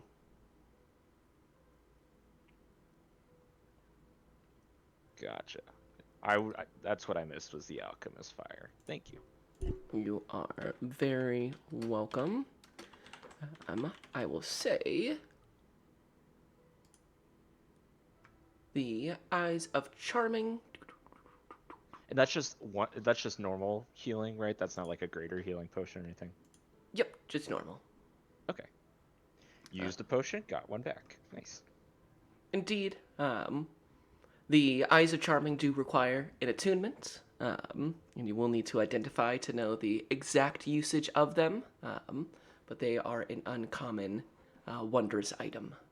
Yeah, I would say that during this kind of time here, if it takes about like 10 minutes or more, he would be able to ritual cast identify to You understand got the it. nature of it. Yes. Um, They are the Eyes of Charming, requires attunement. They're crystal lenses that fit over the eyes. They have 3 charges in them, since you are not an evil creature, Alder. While wearing them, you can expand 1 charm to cast Charm Person. It's a spell save of DC 13 on a humanoid within 30 feet of you. The lenses regain all charges daily at dawn. Neat. Indeed. And if you ever become evil, we'll come back to this. Very fun. Very cool. And did it say so for charm person? Is that casted like with my main modifier, or what is it used for that? For like DC? The eyes themselves have their own DC. It's a DC Oh, 13, DC 13. Okay. and it maintains concentration on the spell. Gotcha. That makes sense because again, that's right. She didn't have concentration. Was the item specifically? Indeed. Yes, it does have a caveat. If you are an evil aligned creature, you can use all 3 charges to cast Suggestion, and the target makes that check with disadvantage. That that explains it. Makes sense. Indeed. So, as Alder, you go through Glovia's laboratory, her ritual room, and discover various alchemical flasks, magical items, and the likes. We'll move over to room 7 with Virgil. These 2 rooms require the butler ring to open. We'll just assume you go and grab that from your boy Alder. They have been turned into a large living space. There actually isn't a wall between the 2 rooms. It's been knocked down, leading to kind of a large guest living area. You can see that this is the most lived-in room out of the whole manor, with a bed and a soft balcony out facing into the forests away from Orsnu. It's back to Orsnu, if you will. Checking around and following Isabella's advice, you find a chest under the bed that Glovia was using. It's not locked, simply sequestered away. And inside, you find 350 golden ravens and a spell scroll of Animate Dead.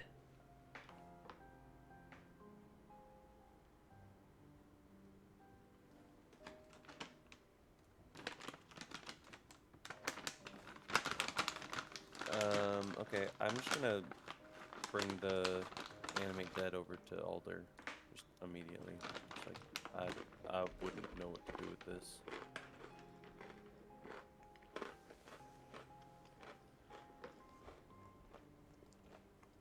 And Alder, you would see a pristine scroll of Animate Dead. On fine parchment, beautifully illustrated. Magical knowledge that has been so lacking in this land, presented to you beautifully.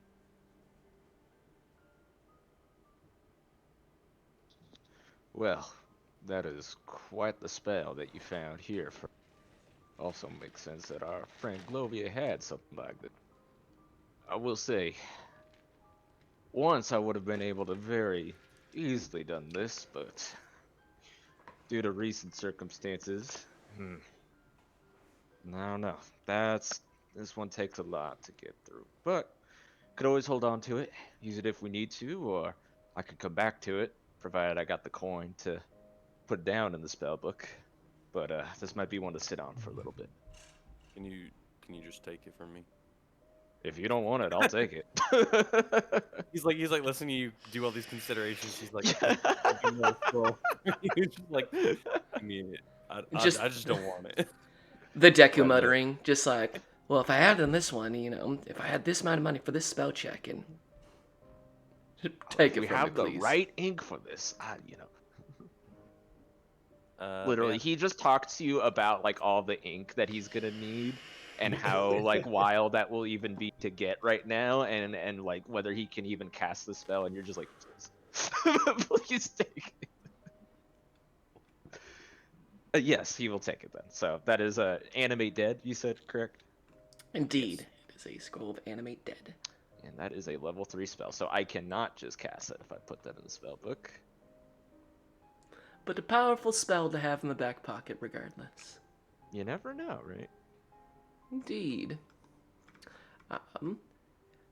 As Virgil returns to Alder, as they're going through Globia's belongings and the likes, Jove, you turn back to the theater. I need you to make a medicine check, and then I need everybody to roll me a d20 flat. Ooh, I got a nat 20 on that medicine check. Nat 20. Everybody go ahead and roll this flat d20 with advantage. Double 13s. That's a 17. Hey, jinx.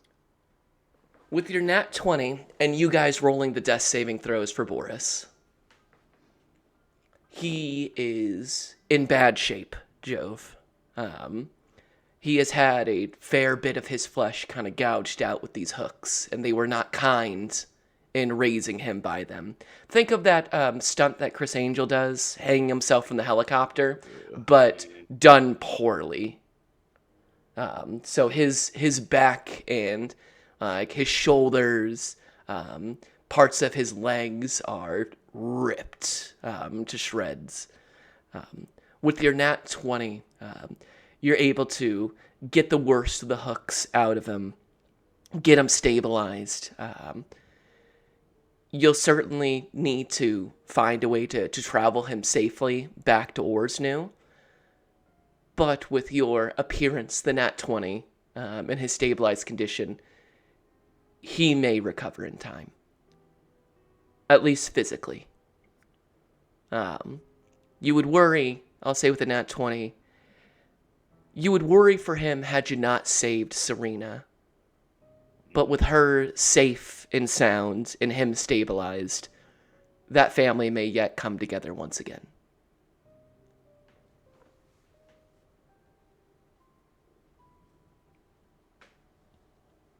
He'll return then to his party, I guess, if they're all still chilling out in Glovia's lab, and say that,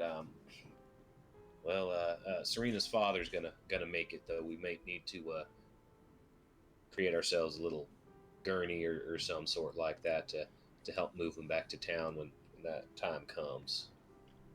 Did we find anything good in this godforsaken place?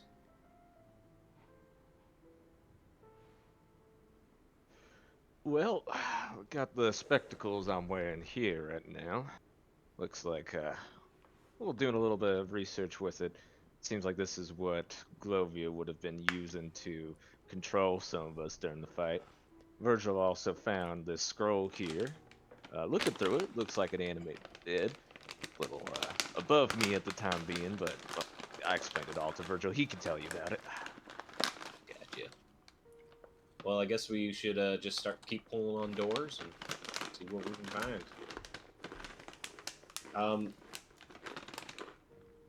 DM, what's in room number 4? Room number 4. First or second floor? On Yeah, the it's second next floor, because it's all like connected, right? This top master suite. Mm-hmm. You find Lucian's changing room. It's a dressing chamber for the lord of the home. However, the clothes are scattered all around the floor, and the furniture is smashed to bits. It looks like somebody raged in here at a certain point. You can even see what appears to be claw marks on the door. And somebody tried valiantly to get through the door at one point. There's even little bits of blood still smeared onto it.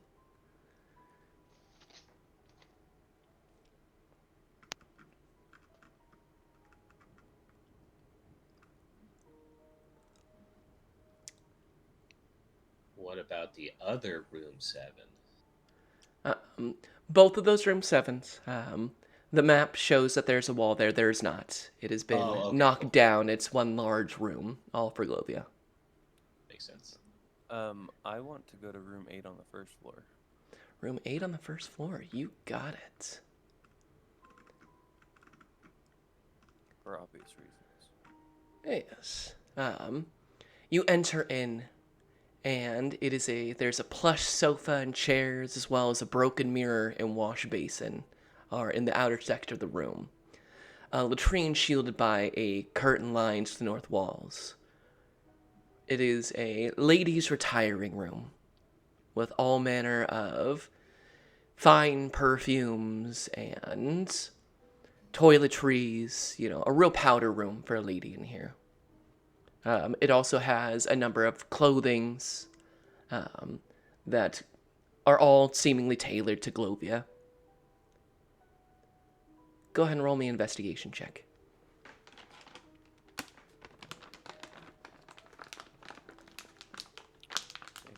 12 plus 13. 13. Looking around, you can see that there isn't anything of significant value in here. You start thinking on Isabella, and you come to the conclusion that this was her mother's personal retiring room. It is only for ladies in here, in a very tongue-in-cheek, noble kind of way. Looking around, you don't think there's anything of any real value in here. It's kind of like when your parents say, all right, nobody go into Dad's office. It's much like that. Yeah.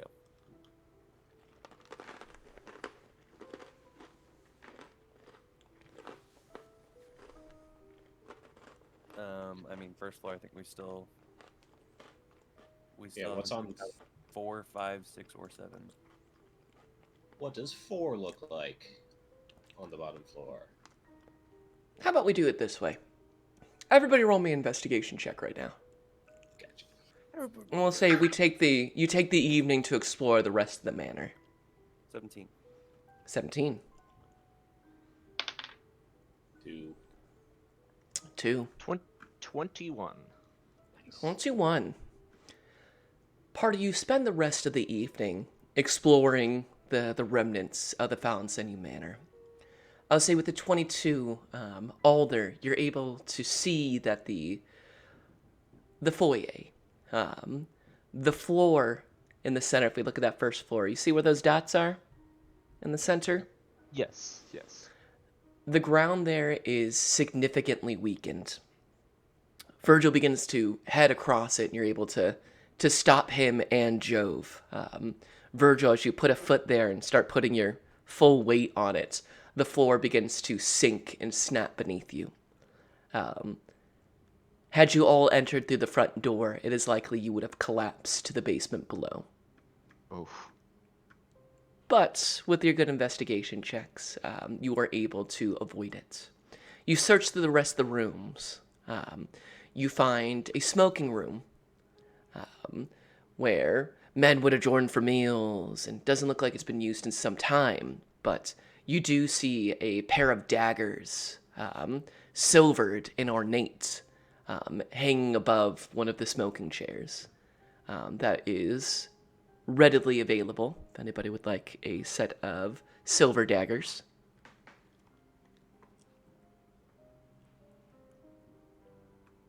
Jove, I'll take one. You want the other?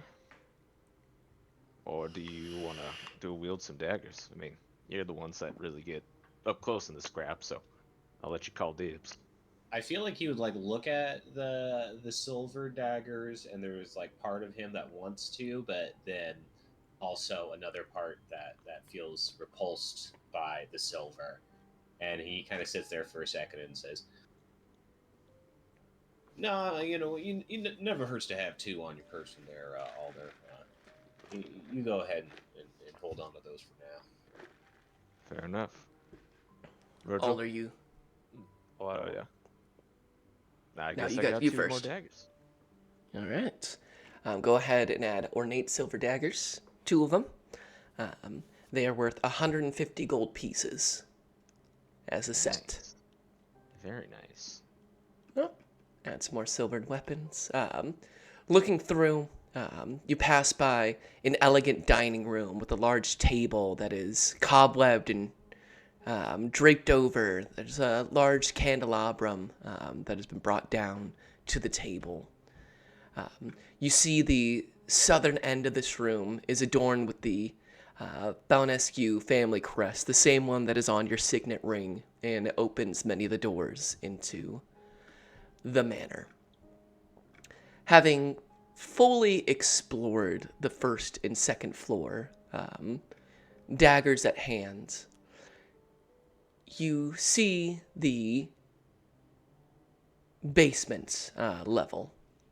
Passing by a beautiful library with a number of books in there. Alder, I'll say with your fantastic role in your time with books, most of them appear to be subjects of anatomy, physiology, as well as many books on mechanics, physics, and engineering. Not a lick of fiction in this entire house. It's all nonfiction. Whether for good or bad, depending on your particular love. You all enter into the basement. You discover the unmoving, large, clearly experimented on bodies. More of these ghouls that you have seen pop up around town. There's about 4 of them, all of them wearing various forms of servant clothing, some seemingly stitched half and half together. Failed experiments of Glovia that are now resting without her necromantic energies pulling their strings. You find a food storage and meat locker, mostly with nauseating, half-rotten food. The rats have picked through most of it. You do all find a large wine cellar. However, many of the bottles seem to be uncapped, uncorked, and poured out. However, there is still some fine vintages, so if anyone would like to add wine to their inventory, you find an abundance of them. Enough for all of you to have at least 2 whole bottles if you'd like. Joe's definitely taking a pair of those. Yeah, I'll take 2.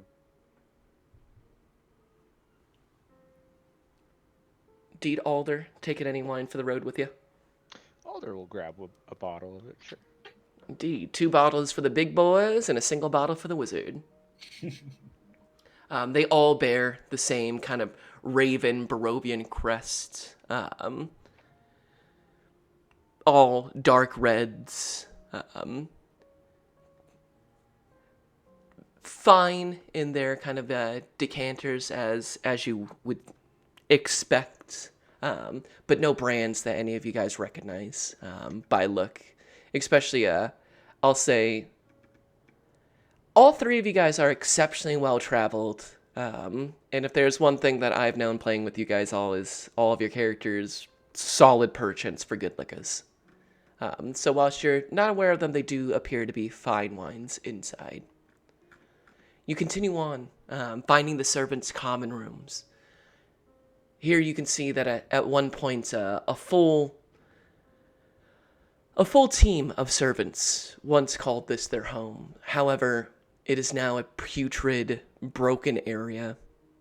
Piles of bones lie in one corner. All the cabinets and chairs here seem to have been destroyed. But there is still a number of chests and lockers. You all spend your time with your good investigation rolls. Jove, you nursing, it's like the worst hangover you've ever had, but it aches in every single part of your body, especially in your legs. Every step feels like agony. Enough to where it's hard to focus on moving through here. Going down those basement steps was actual murder on your knees. But searching through the rooms, you find within Jacob, the main butler's room, he has a large desk where you find 50 gold ravens and a potion of healing. In one of the servants, you find another 10 gold ravens and a healer's kit. However, it is, and actually I need to bring up the map for the basement on this one. There is one room that is alarming, could be the word used. Let me pull it on up. The maps. Carefully not choose the wrong thing to post on this one. Immediately get DMCA'd. There we are.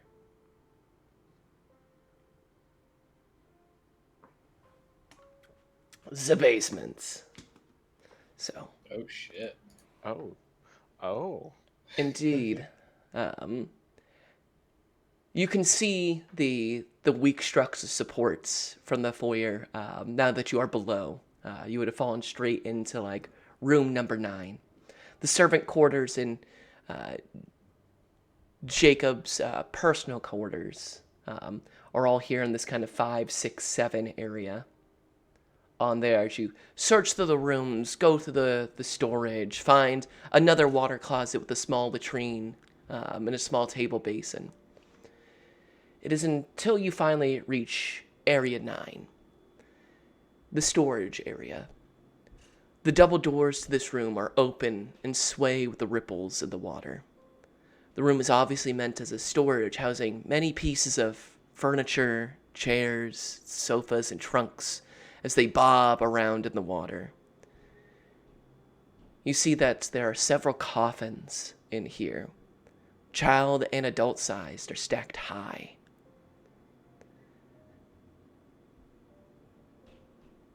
And looking around, I'll say, Alder and Virgil, something does catch your eye in this room.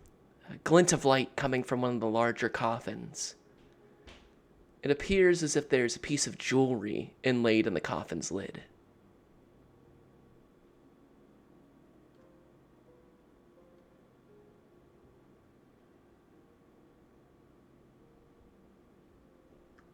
We go check it out.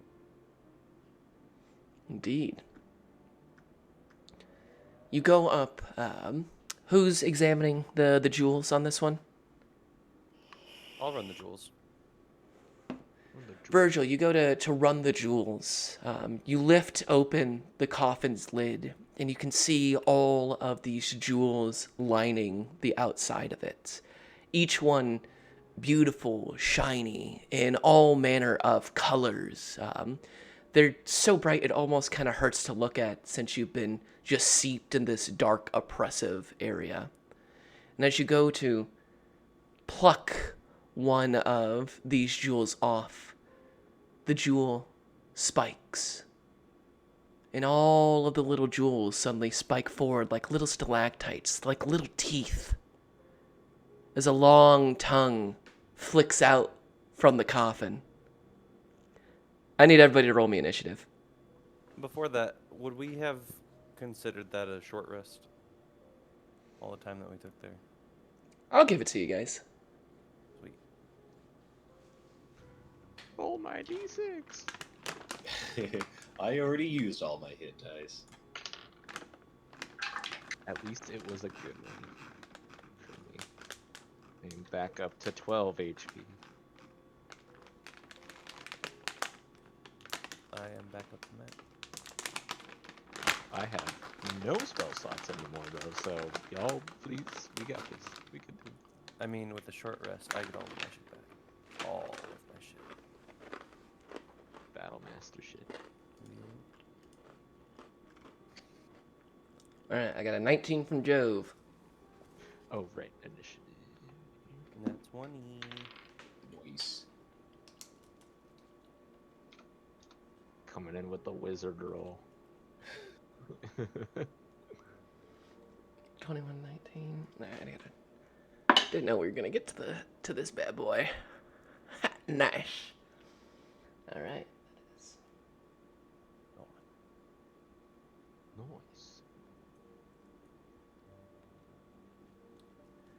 All right. Starting off with Virgil. Virgil, I first need you to make an athletics check with disadvantage, as your hand is adhered to the mimic surface. 13. 13. That is the DC meets beats. You are not grappled as we start your turn.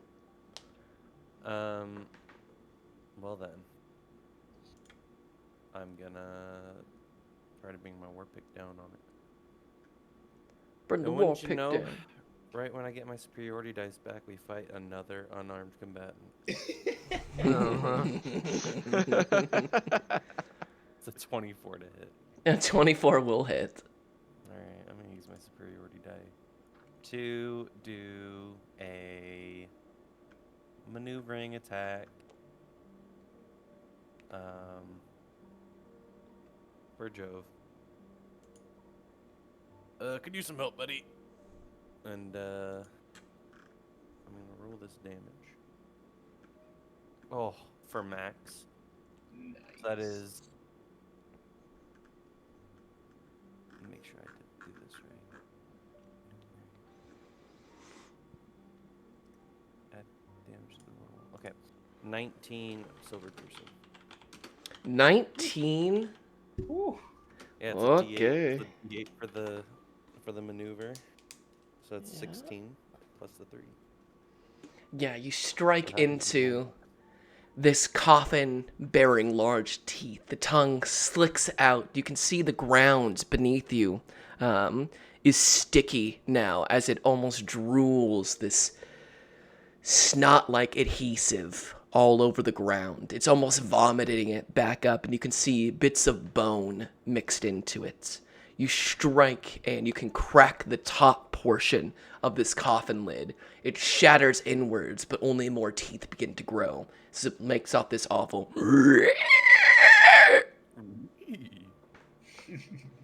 Yeah, like that.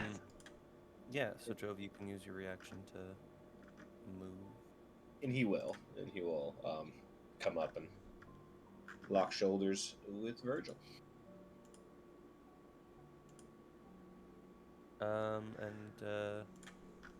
Why don't I just try shoving it with my horns?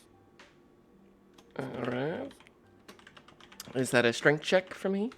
Strength saving throw. All right. It is surprisingly strong, if you would imagine. And with the natural 19, that's going to be a 24. Yeah, it passes. I just struggled to get my my grounding to push something this shape, and I just don't really get a good hold on it. And you've never fought a coffin before. Surprisingly enough, I don't think so. You know, there's always a first for everything. All right. After Virgil is Jove's turn. Jove is going to lunge forth with the Electrum Spear. Ooh, with a nat 20. Let's go.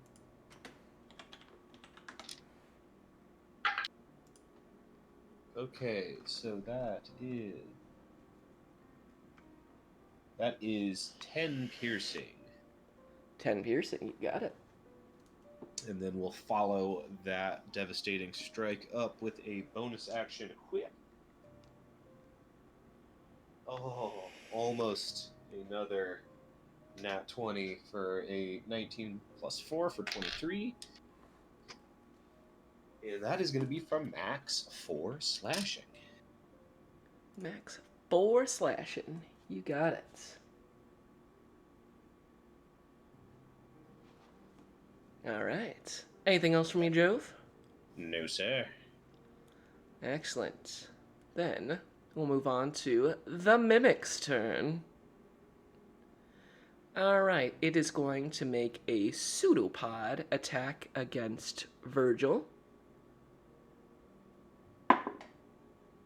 That is 23 to hit. Yep. All right, that is a D8.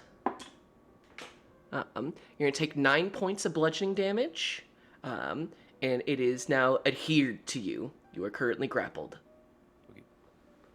As this long tongue flicks out, striking Virgil in the chest, which is a loud thud.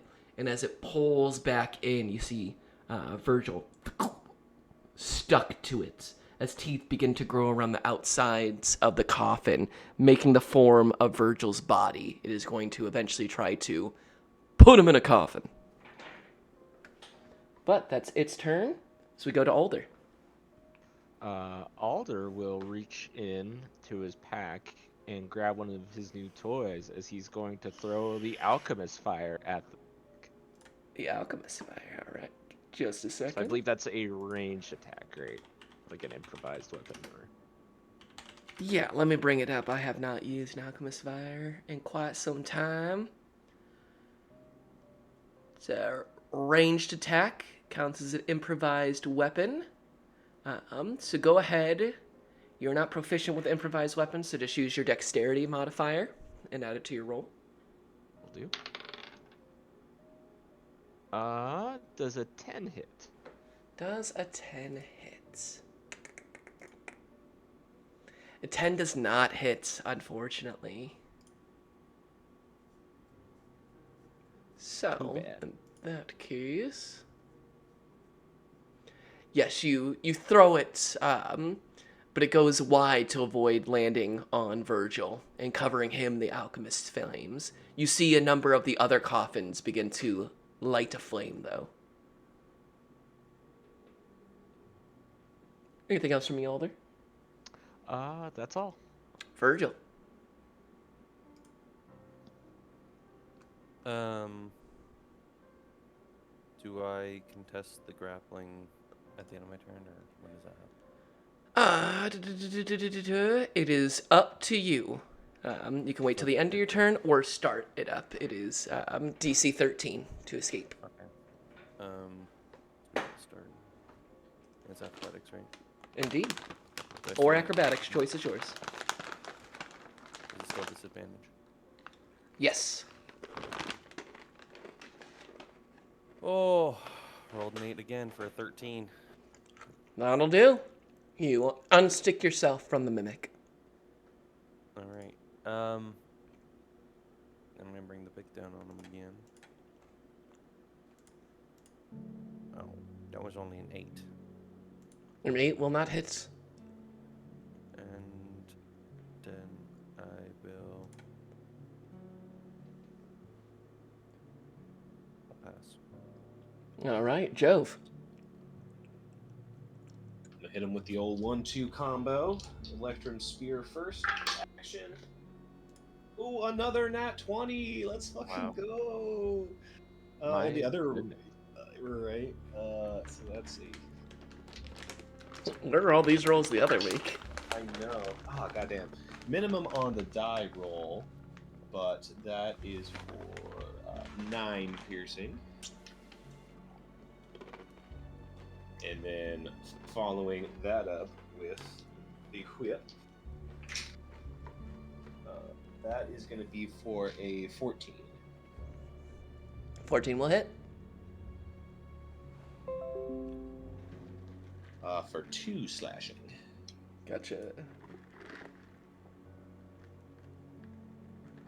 It will stay there. All right. It's now the mimic's turn.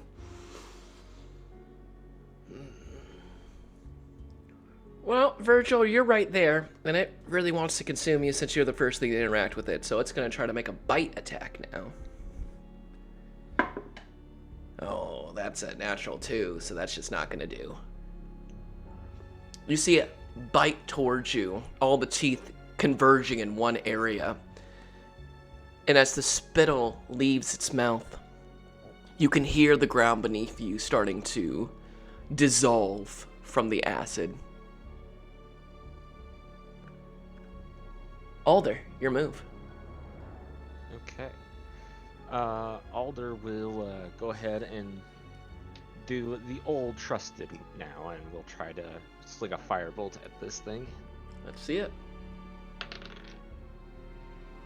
That is a 21 to hit That'll hit. for 7 fire damage.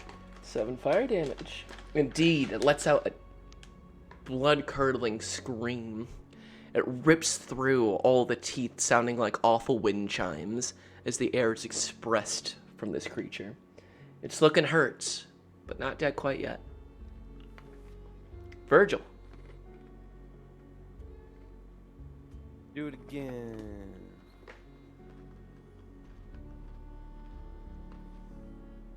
That's 18. 18, that'll hit. 6 silver piercing.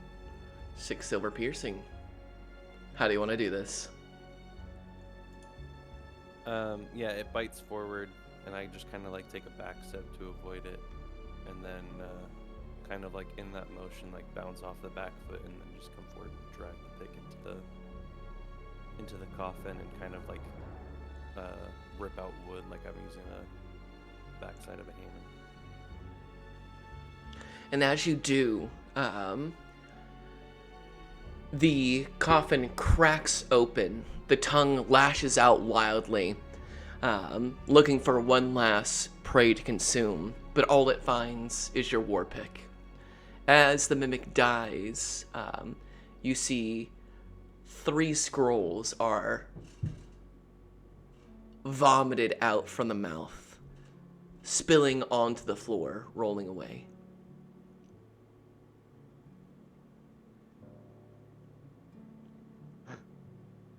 Well, wizard boy. Well, let me take a look at these and see what we got.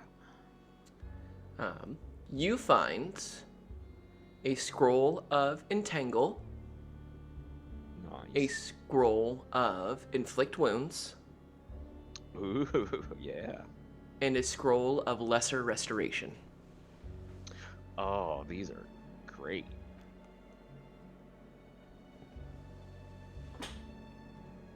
So Entangle, Inflict Wounds, Lesser Restoration.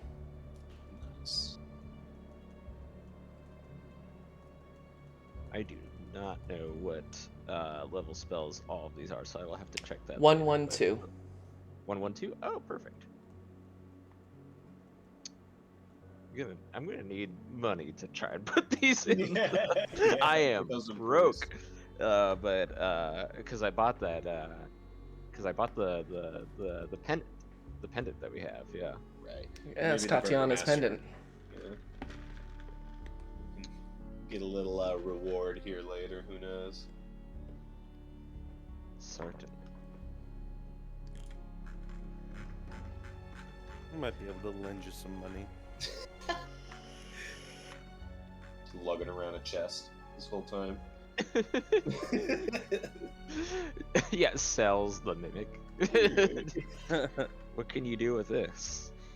I mean, we do know a pawn shop owner that buys the weirdest things. It's true. I'm sure he wouldn't mind having a mimic as a window display. So are we gonna be carrying back 2 people and a mimic? Is what you're saying? 2 people and a mimic, the new show on Broadway. We've got three people to carry. You, me, and Dupree. I guess Alder will have to carry the actual child. You 2 have to do it. Taking the easy jab. The only job I can do. What do you want from me? He's Trying yoked to upstairs.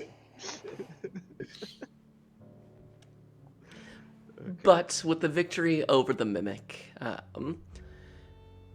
you go through some of the various chests and debris floating in the water and find that they are all waterlogged, decaying, clearly been here for quite some time. Having completely explored the basement, the first floor, and the second floor, you feel very confident that the secrets have been laid bare to you. It is late evening now.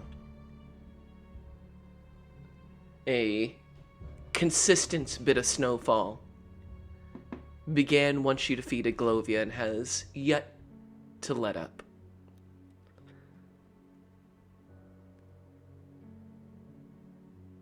The lamps of Orsnu burn ever so mutedly against the snow and the smoke. And you feel an evening's rest begin to call to you all.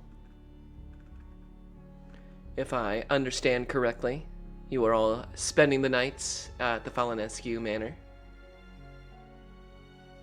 Yes, I believe that was the Yeah. plan. Yeah. We're trying. Indeed. By chance, where do you all sleep for the evening? What's the least distressing place? Isabella's room, by far. I mean, you can say that. Yeah, isn't there dolls and shit everywhere? Oh no, you're I mean- Christine. I No, mean, yeah, it's Joe would- it's clean and perfectly clean. Yeah, the dolls are kind of creepy, but barring the creepiness of the dolls, it is the cleanest, best kept room. Second by probably Glovia's guest chambers, and then everything else is kind of in various states of dilapidated. The basement is horrific. The first floor is falling apart. Glovia's room does have a king-size bed. Isabel's room is the nicest, but is still built for a child, so she only has a queen-size bed in there. Only a queen. Of course. Don't need a king-size for a young princess.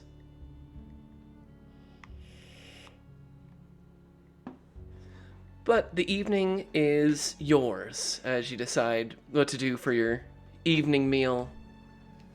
Settle down for the evening. Talk it out if you'd like. I'll leave it to you guys.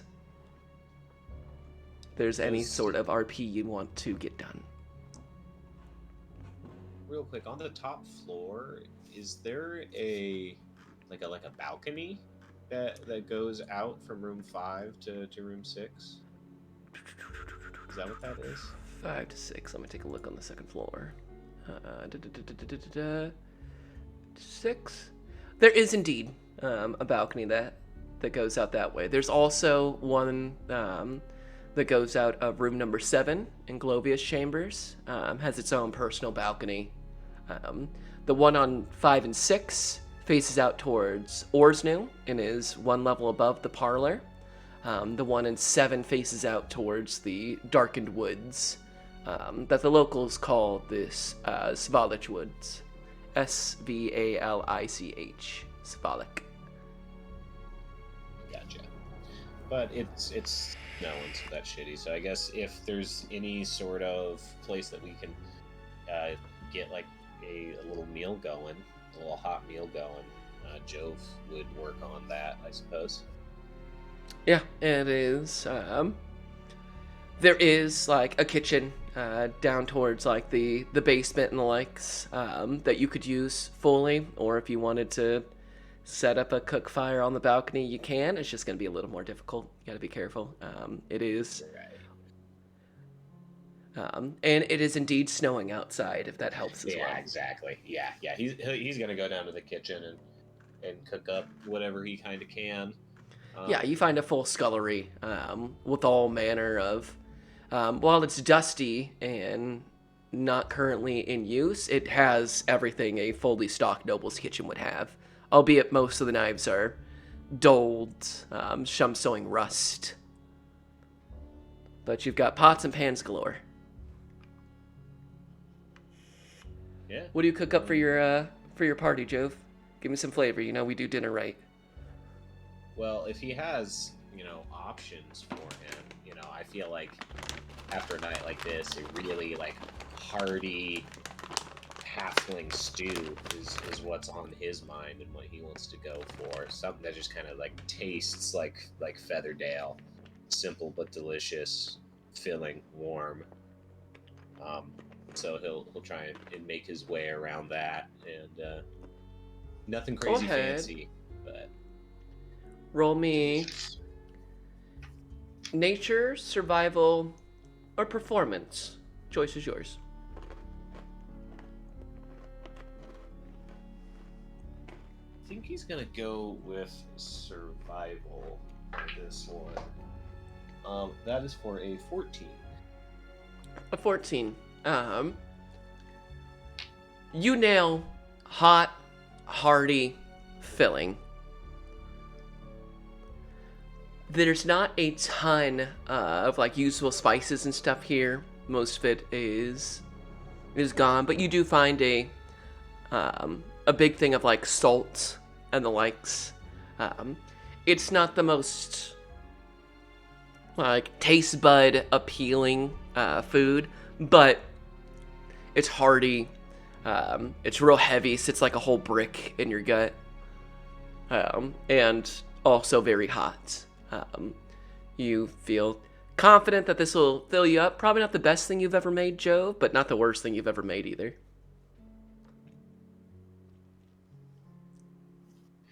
Especially using a, decades-old kitchen that probably hasn't been stocked in who knows how long.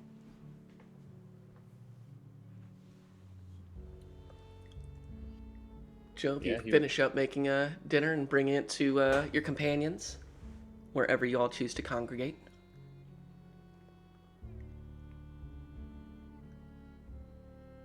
I know Jove is eventually going to want to probably bed down in room 8 where Serena is, just in case if there's like any issues with her during the night. He'll be there. So as he's kind of like, with the pots on, he's cooking up that stew, he'll try and like find some blankets or like, some pillows, some dusty ass pillows in this place, to make himself at least a little bit nicer of a bedroll so the other guys can have the big beds. Yeah, easy enough. Well, Virgil? Yeah, you first. Go for it. which of the beds do you want, friend? He just goes for whatever's the biggest, whatever looks the biggest. That would be the Glovia's king's. room? So Yeah. Glovia's, yeah. And Alder would end up going to Isabella's then. Both beds are exceptionally comfortable. I'll probably give the edge over to Isabella's bed. It is the finest thing that you have slept on in quite some time, Alder. It makes me want to lay down on my queen bed right now. I'm like, oh, that's so good. Sounds top. Sounds totally top. That night, Ryan invested in a Bluetooth headset. Yeah. Have I ever done a D&D stream from laying on my bed? No one will ever know. Nobody can. Oh, I definitely have. Back when I had my Bluetooth headset, I definitely did. I can see my bed from where I do D&D, but I usually want to be sitting up just because like I have like all of like my papers and books out. Yeah, I need to. So I usually do still do the desk, but there you go, chat. You get a little bit of a preview into my peek setup behind here, the curtain. Yeah, exactly. nobody gets to see the wizard. Not nobody, not no how. You all bed down for the evening. Sleep embraces you nearly immediately. Jove, the dreams come. You are hunting, shirking through a darkened manor. You stalk through the hallways, hunting down your prey. You tear through undead. Cold, stale, rotting blood fills your mouth. Until you finally hunt down something alive, something breathing. You could taste the hot, warm flesh and blood. It fills you pang in your stomach ceases. Your vision goes red.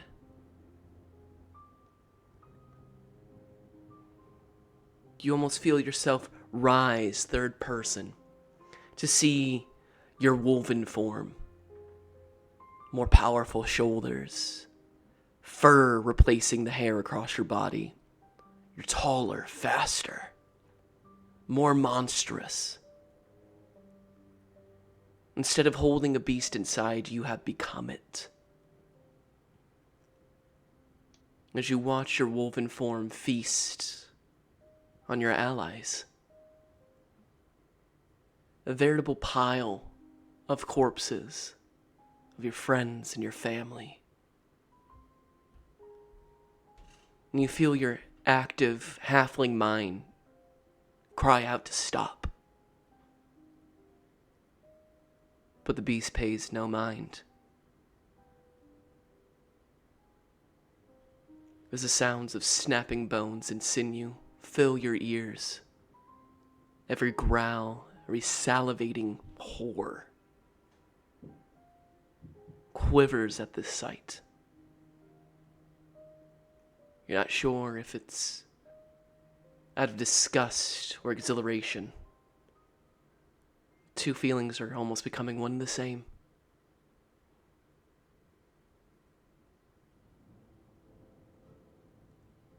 Virgil.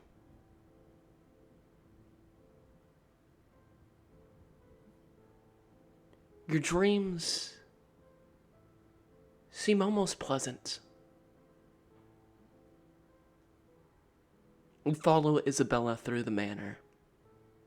Her face, clean, unmarked. She guides you through this manor, taking your large hands with hers, giddy and excited. You enter room after room, infinite and never-ending, always a new show to see. At first, the rooms are clean, well-kept, every bit as proper and pristine as Isabella herself. But as the dream continues on, you start seeing the scenes of your adventuring day play out.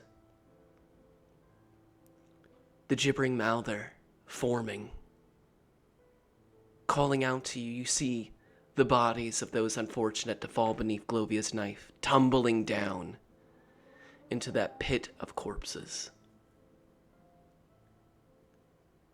You watch a ballroom filled with open-chested young girls dancing silently, their teeth clacking together in rhythm. A workshop full of toys, each one bearing the still-beating hearts ripped from the living. You watch Boris's dance macabre as he is hoisted and lifted, the hooks tearing through his flesh.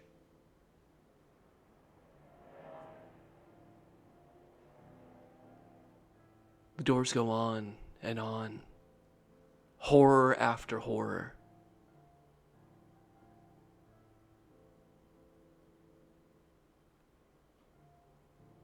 Until you are pulled finally into the guest room.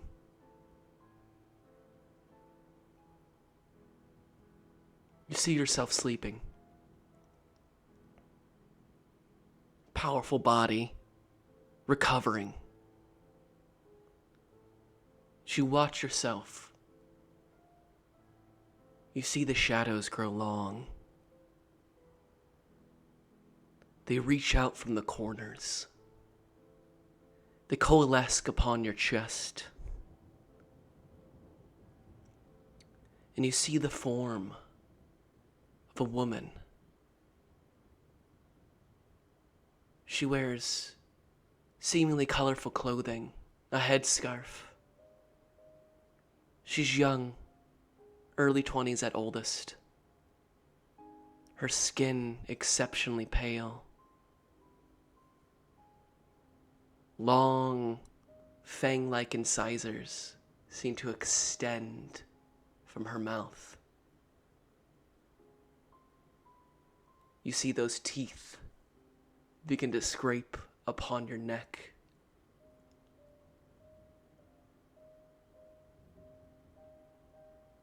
Pain drives deep into your neck, cold like icicles. You feel powerless to stop what is watching in front of you, what is happening, what is being taken from you. Your dream fades into that cold pain in your neck. Alder.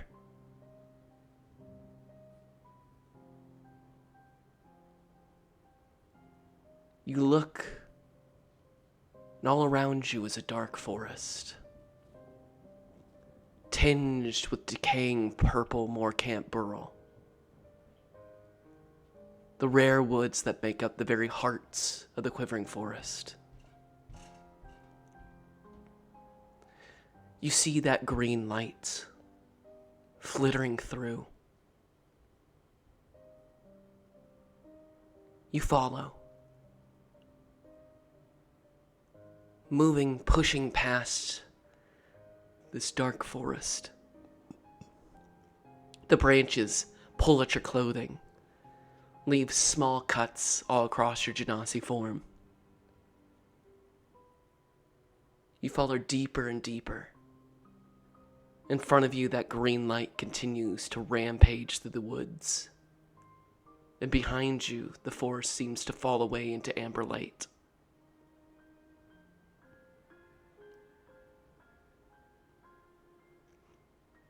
You gain, you follow, and soon you can barely make out the form. A nobleman riding a horse. His clothes torn to ribbons, his armor hangs loosely off his frame. You see, he's dragging a large sack behind him, and as you approach, you see that is not a sack, but his own organs, trailing behind him like banners.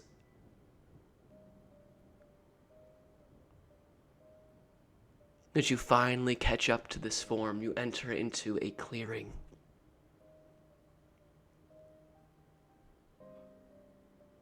A warm, well-maintained clearing. A thatched roof house sitting upon what seems to be large legs. Somewhere in between, like a chicken and a spider's. A squat, low building with wooden cages hanging outside of it. You know this cottage.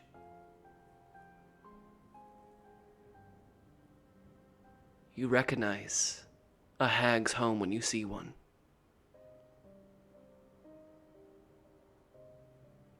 The door opens.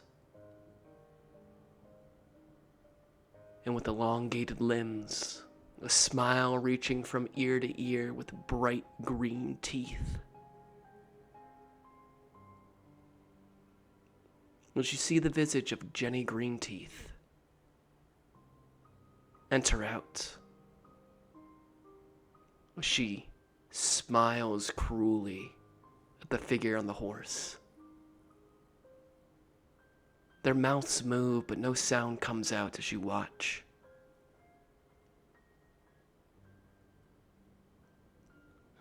Partway through the conversation, Jenny's eyes snap to you. The amber light begins to catch up behind you.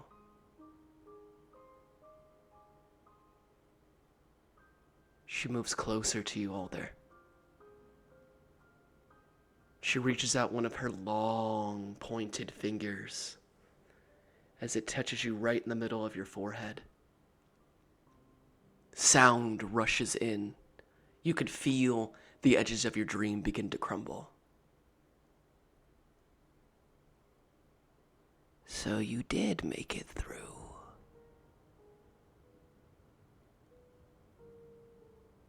the sound of heavy snowfall pattering against the roof.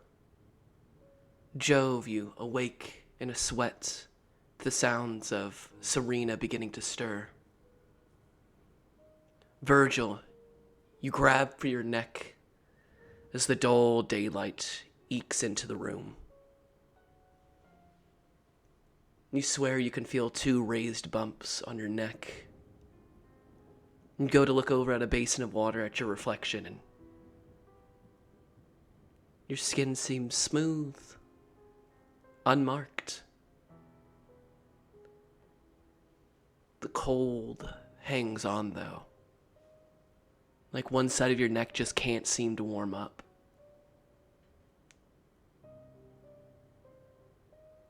And Alder, you wake into Isabella's room, face to face with a wall of dolls.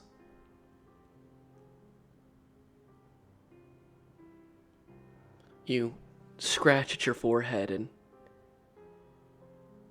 a single green leaf falls from your forehead before crumbling and decaying in your hands.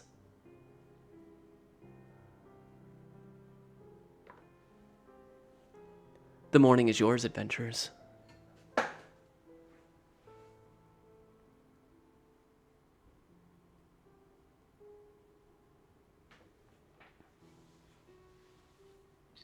If Jove didn't already make like a little gurney thing to help call Boris back, he will take the time to do such a thing. Luckily, it is easy enough to obtain one. The laboratory with all the cadavers have many gurneys used for wheeling them from room to room in Glovia's medical necromantic working room. So it's easy enough to find one. Perfect. Well, then I think we try and get Boris on there. And is Serena, you said that she was stirring, like she's conscious and up and moving around and stuff? Indeed. Not long after you wake up, Serena does come to. She is scared, in a bit of a panic, confused. She only seems to remember looking into Serena's eyes, or looking into Glovia's eyes, and being told to follow. The next second, she wakes up here with you. But upon seeing her father on the similar gurney, she rushes over, starts collecting what medical supplies she can, and begins to patch up her father the best she can, using what she's learned from Glovia to continue to stabilize him, to get his body attached to the gurney as delicately but as staunchly as possible to keep him from moving for the journey to come. She shows remarkable tenacity and a sharp mind.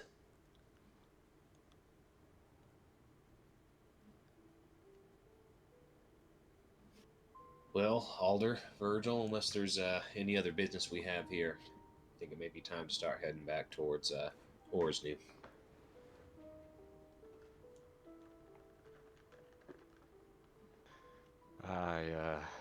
I have no further business here than anyone else, so I think we've got everything we need. Yep. And real quick, DM, since it is a new day, Yes. I will roll my portents just in case. Okay. For today, if we use them, we have a 14 and a 9. 14 and 9. You got it. That's what I got. I also will real quick roll, and I get 1 charge of the Ring of Evasion back as well. Excellent. Did you attune to the Eyes of Charming? Yes, I apologize. I meant to say that for last night before we went to bed, but he would have attuned during that time. during the long rest. Absolutely. So you are Yeah. tuned to the Ring of Evasion and the Eyes of Charming, correct? Correct. You got one more slot left. All right. Let's leave this wretched place.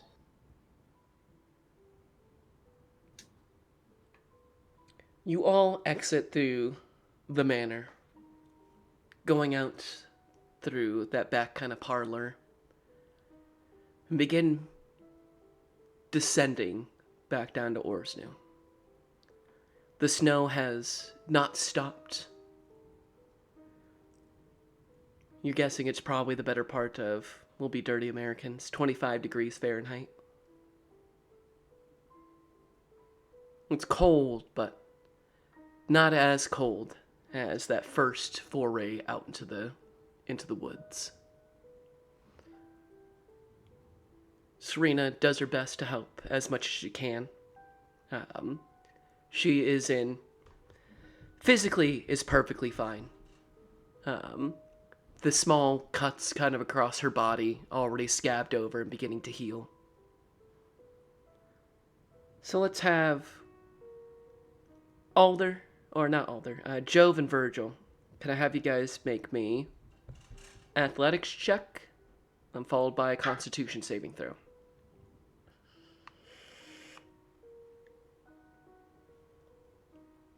11 athletic. 11. And then a crit fail for 6 constitution saving throw. Gotcha. I have a 17 athletic and a 23 constitution saving.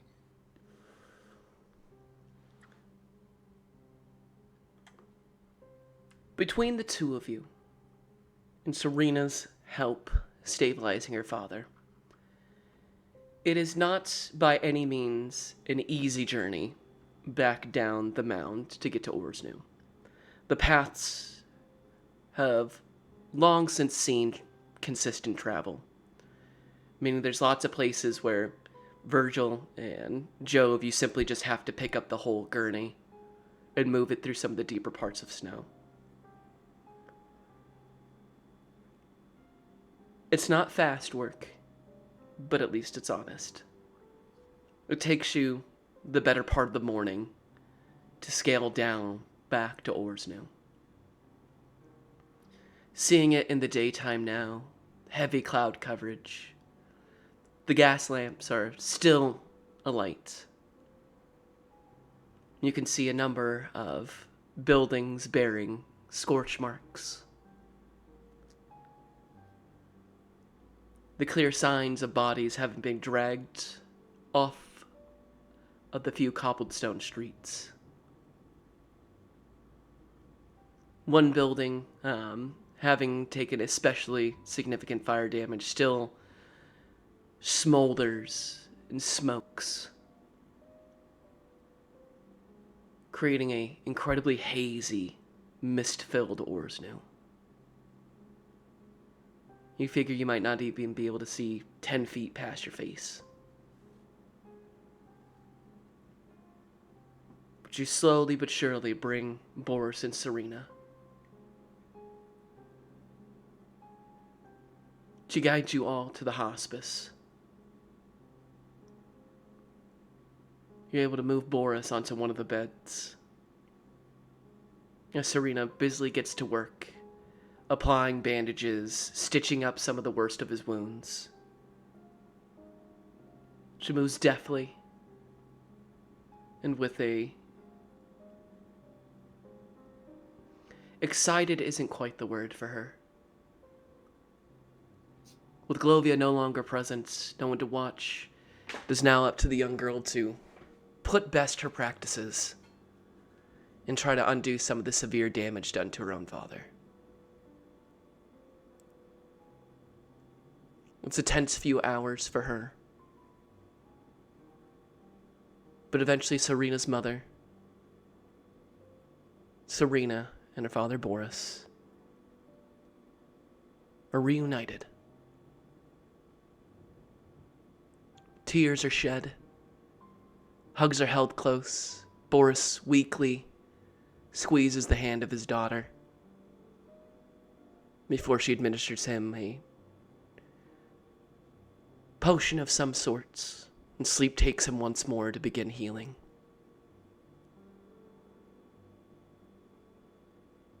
Serena leaves her mother and father's side, comes up and speaks to you all.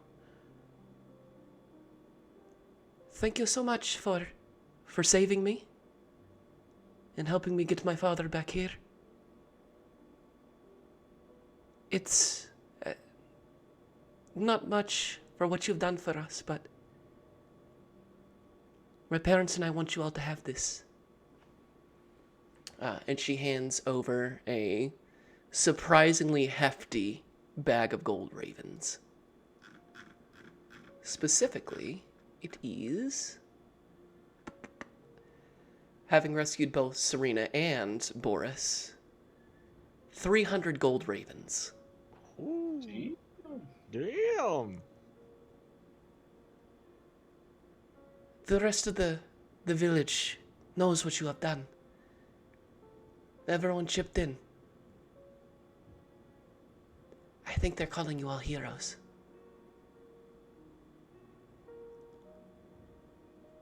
I'm very thankful you all were here.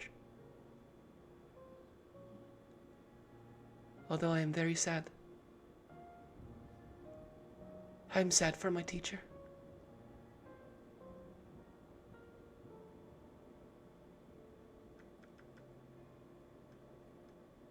She looks kind of wistfully away at this now empty hospice. Still filled with all of Glovia's notes, her anatomy and physiology lectures, a trove of medical knowledge in the middle of nowhere, with only a single young girl to try to figure out what it all means.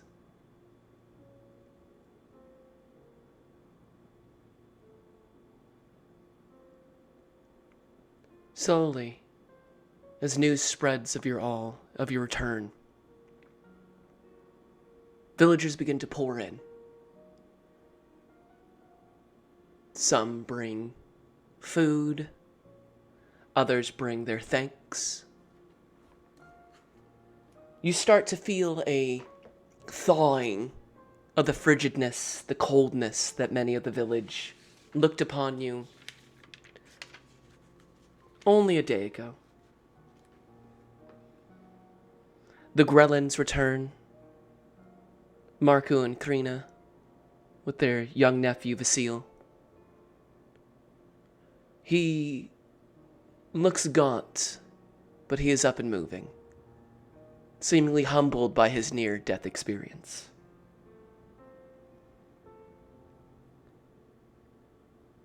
You meet Oleg. Happy to see you all. Thanks you for rescuing him. As he begins to keep the lamps lit through the day to ward off more of this ever-encroaching mist. You meet a stout woman, followed by a heavily portly man. His stomach stretches out almost 2 feet past the rest of his body. It's like the stomach enters in about 30 seconds later, the rest of him does. Announces himself as Eugen Audi. And the woman is Scratia Krutz. She is side by side with a large basset hound named Frederick. Everybody roll my animal handling.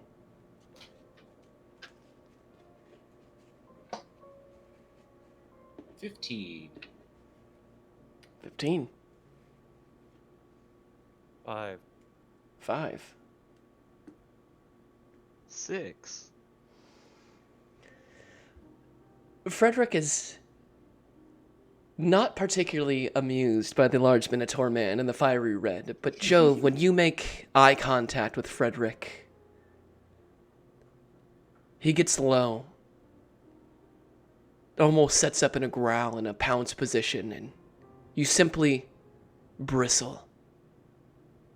You feel a hot, red fire erupt behind your eyes. You feel that little bit of change, that call to your primal instincts, and you return the gaze, and as Frederick kind of growls lowly at Alder and Virgil, and then up to you, and you lock eyes, and immediately backs off, calms himself down, sits pleasantly by his gracious feet.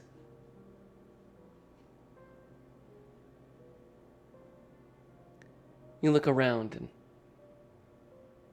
Scratia looks down to Frederick, concerned for the moment, and then nods with approval as he calms down as you bring up some of your more animalistic instincts.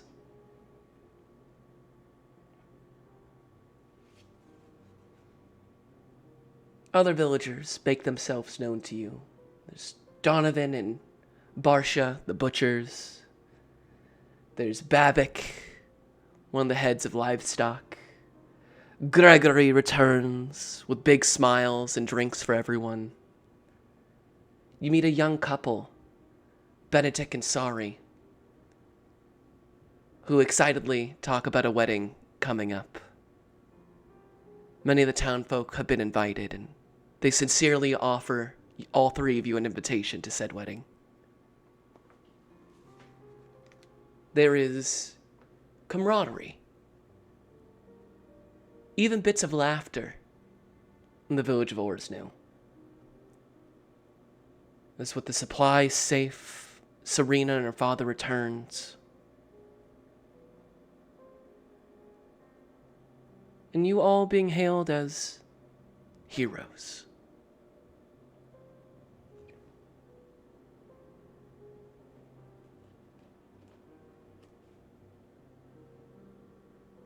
There are individuals who do not come to sing your praises.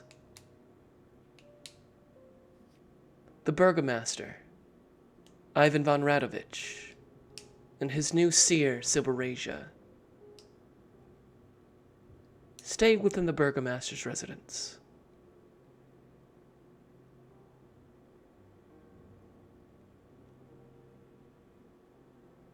But the rest of the village seems more than happy with all of your performance.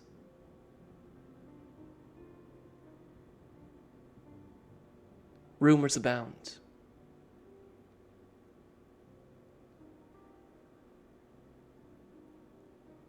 But for now, the village is safe.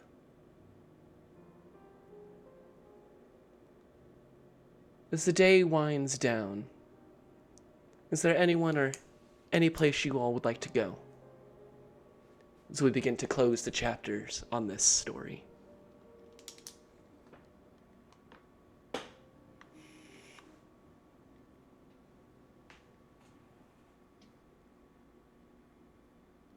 Waterdeep. Yeah. I wish I Water. was in Waterdeep. Yeah. Fire. Earth.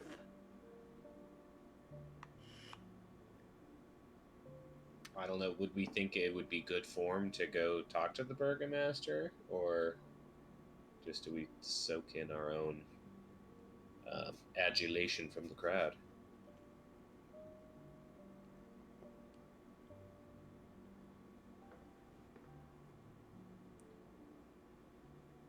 I don't know much about etiquette. Well, I will say, I don't know if we want to save this for another time or not, but I definitely want to talk to the burgomaster's new seer, quote unquote. I forget her exact name. Silberasia. Silberasia, correct. Yeah. S-Y-B-I-L How are you here, friend? We didn't Rasia, get to talk. R-A-S-I-A. Indeed, that could be achieved. They are currently at the burgomaster's residence.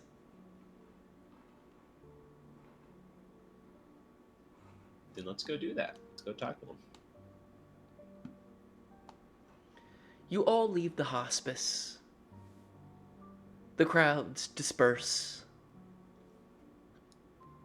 Many of the villagers now give you knowing nods as you walk by. No longer are they just staring at you through hauntingly vacant expressions. You are becoming a known quantity in Orsnew, and your works are beginning to speak for themselves, as there is a marked upturn in your treatment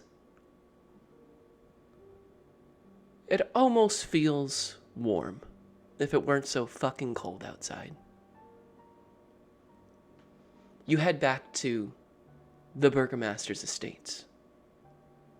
You see the number of up-jumped thugs, he calls guards, huddled around a small bonfire out front, mirrored by a set of shadows and another bonfire to the back. One of the thugs, the one with the particularly grotesque mouth and missing teeth, what few remained a dark brown, smiles through that disgusting mouth. Boys, back again, eh? As he speaks over to you, Alder. Yeah, had to run a couple of errands for the town, take care of things. How you boys doing over here? Fucking cold. Always fucking cold.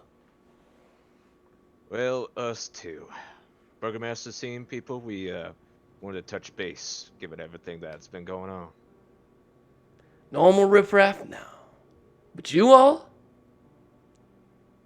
Well, lots of people calling you guys heroes now. Not my first time. Yeah, hold on. And he turns around and he knocks on the door heavy-handedly. Burgomaster! You have callers! And you see the door opens with an angry... The Burgomaster looks past him, about ready to dig into him, and then notices the three of you all. Ah, yes. Welcome back. Of course, I'd be happy to host you all. Come, come, out of the cold. Let that for others to suffer. Do you see he's in like a decadent, reds, big, kind of poofy, like robes on. Got the full, like, ascot combo with the fine garnet in the center of it. Everything is... Were he about 30 pounds lighter, he might cut a striking figure in such fineries, but the large, soft, jiggling gut that sits in front of the Burgomaster dissipates any illusion of physical authority. Although he is about a head taller than most of the typical Orsnu denizens, he's still short compared to you, Virgil. And you enter into the Burgomaster's estate. You see Sybil, her purple headscarf adorned, bundled up in what are clearly the Burgomaster's large kind of furs. Got the full mink on, As she acknowledges you all with kind of an ease and gaze, nods. As the deck of cards she has flits out, she begins to flip them over and speak some words before they all align up. And as if the cards were magnetized, all shuffle back into her hand. As she sets them down and invites you all to take a seat at the table. Alder would do so. Has anyone ever played the game Hand of Fate? Yes. That's exactly what that just reminded me of. Good. Yeah, Joe will take a seat too.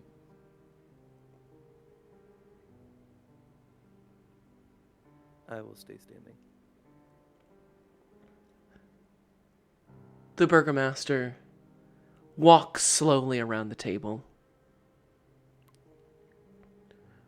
Well, my new adventurers, heroes from what the rest of the town says, I extend to you my full thanks.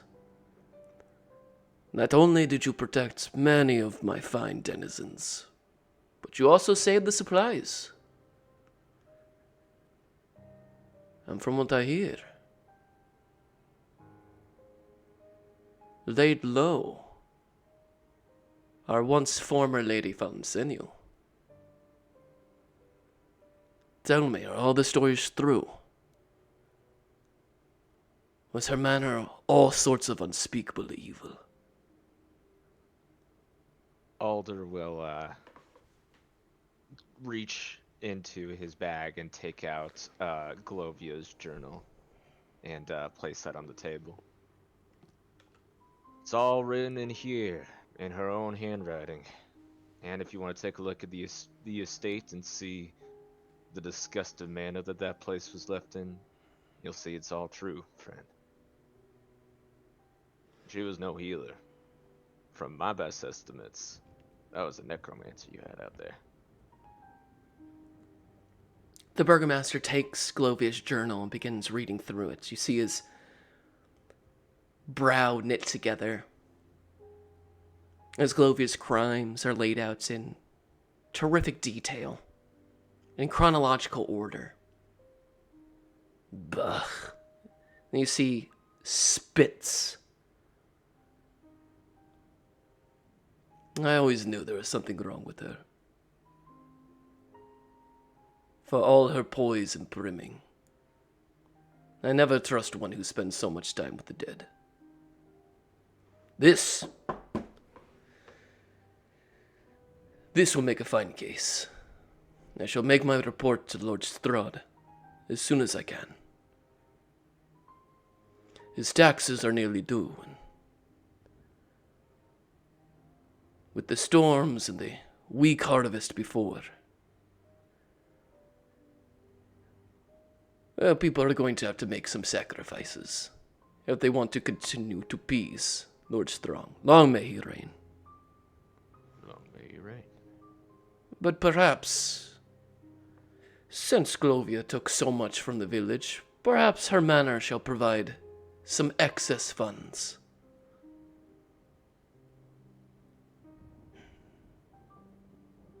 If you all would excuse me for the moment. I need to make some preparations for this. And he holds up the journal. Perhaps you would all stay and have a drink. I'm sure Sybil could entertain you while I take care of matters of affair. I will be back. You see, claps his hands together. A manservant walks over. He speaks a few words into his ear in a hushed tone. As the manservant goes to grab a platter of drinks. As you see, the burgomaster moves that locker once again and walks down into the basement. You can hear a number of rummaging below. But after the manservant serves said drinks, you are left with just the three of you and Sybil Rasia. As she takes a long, metered drink from her glass. A dark, dry red.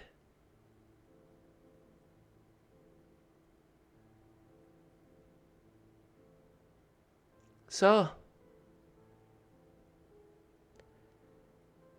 introductions aren't necessary. Thanks is probably more in line. Perhaps even a joke. Fancy seeing you all here.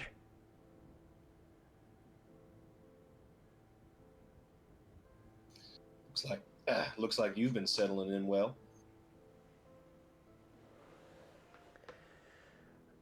Growing up, Gur, you learn to make the best of whatever circumstance you find yourself in. And luckily, my power of the sight hasn't waned in this place. In fact, if anything, it's gotten stronger. Did your power of the sight tell you that we all were going to end up here? In retrospect, yeah.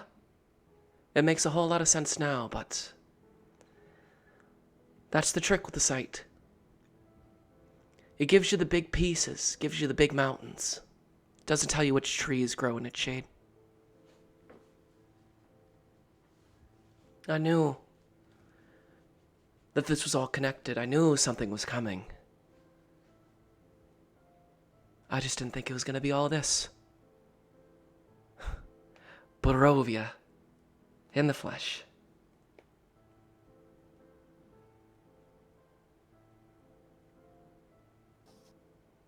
You have any idea how to get us out of this type of situation? Because this ain't exactly somewhere I want to be thinking about setting down any roots. Not that they would grow around here. She, stifles kind of a laugh. Have you tried leaving? Do you know what happens when you try to leave Barovia? We're trying to find out how you even could do such a thing. So no, not yet. Oh, that's the trick. You can't. I see that you all are... Or is it just like really, really hard to do it? Both, to be quite honest. Barovia isn't just a land or a continent. It's not an island. It's a domain. A place where the gods we're familiar with do not call home. It's a prison. It is darkness made manifest. I'm sure you can sense it. It's like an awful mirror. Some things are the same. The quivering forest has followed us through, but here it's the Svalik woods. The earth, the sky, the animals, the people here, they're all prisoners.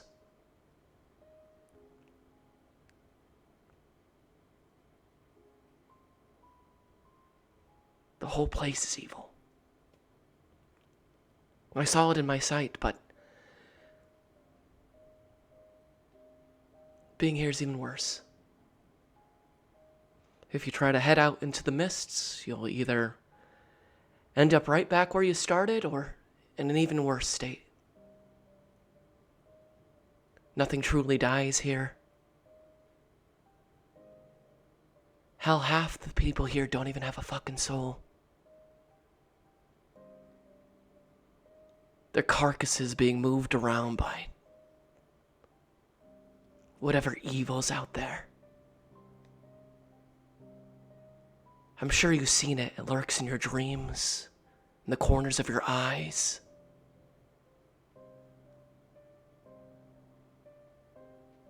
There's no light here.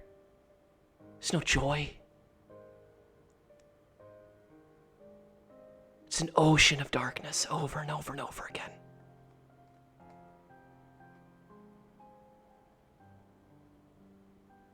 Tell me you see this. Tell me I'm not crazy here. No, you're not crazy. This place is insidious.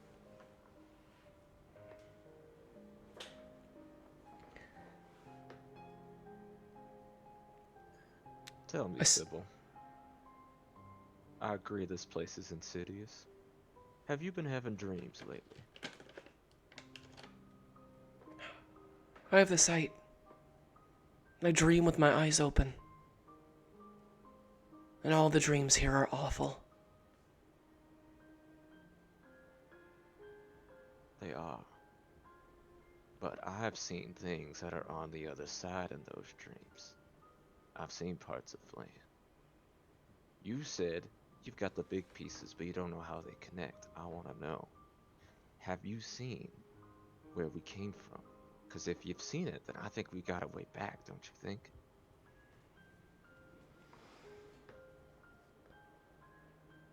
I've looked with the sight. Tried when I first got here to just wander back. I wouldn't have made it hadn't I not stumbled to the Burgomaster. But there are those here that skirt the boundaries. All the people here think that I'm a Vistani. They're similar, they're nomadic people, but they're not just tradesmen. They're also the only spellcasters I know. They know things that no one else does. They know the way through the forests. If you could make allies or friends with one of the families, they might know something. But I warn you, there's something else in the woods. Something that followed me here. I think you all remember how you found me.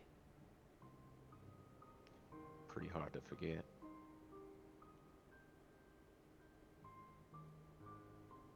I can sense her. Her rotten eyes. Sitting just at the edge of the village.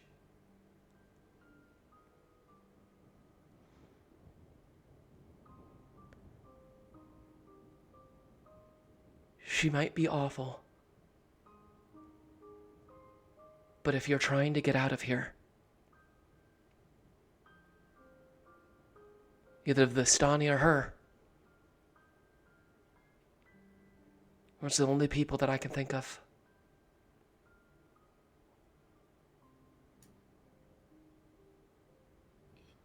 Well, it's better leads than what we were going off of, so I think I would maybe doing the Vistani first. What are you gonna do? Continue hanging out with this burgomaster fella? For now, I think that's my best move. We're all strangers in a strange land here, with no feasible way of escaping it, and no desire to make this our new home. I'll keep looking with the sight. I said that I could see the mountains, but I couldn't see the trees. I can see the hands. Someone is pulling strings here. And I'm not talking about the lady on the hill. There's someone else out there. Someone who's been calling to me since we were still back in our home.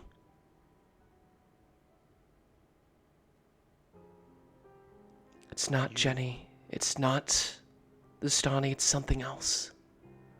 Something that is at home with these dark powers. And every time I try to reach out, use my sight, it's like someone hijacks it. I can tell the magic is going, but whoever they are, they're powerful. I think they gather strength from this place instead of falling to its weakness.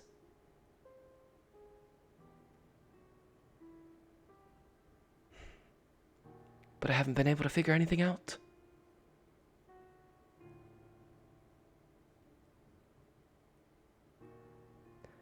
Suppose I'm just as much trapped as you are here.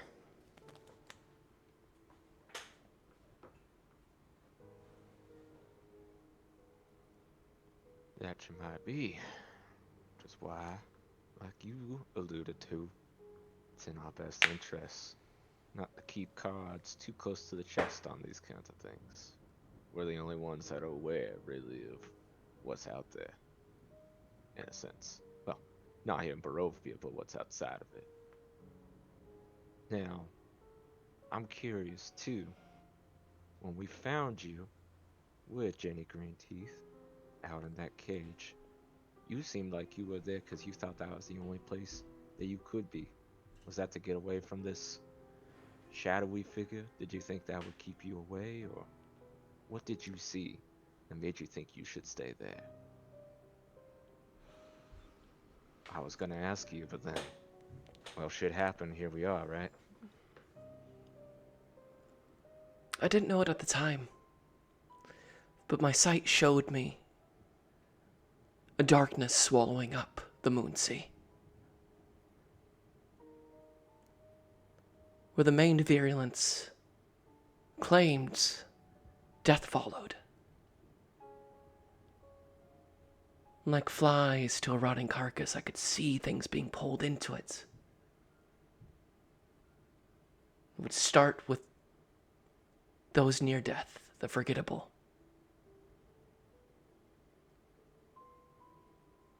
But like a predator, I could tell it was getting closer, pulling more and more of that land into itself.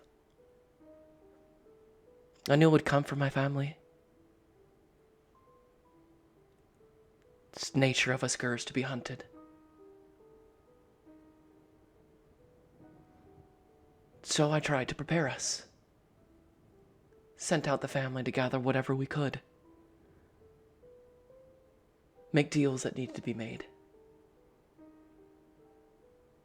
I knew the Witch of the Woods, the Dark Fae. Sure, they're nasty creatures, but deals can be struck.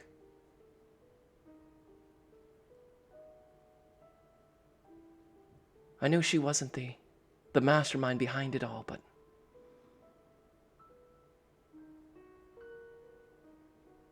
she also understands the sight, could see what I was seeing.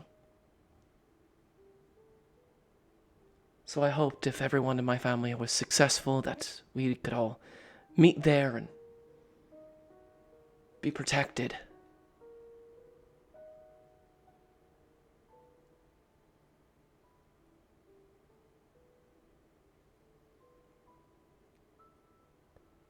I haven't seen any of my family since we got here, so I'm not sure what happened to them, if they're still back at home or lost out here. But they no longer show up in my sight. Instead, I just see you all.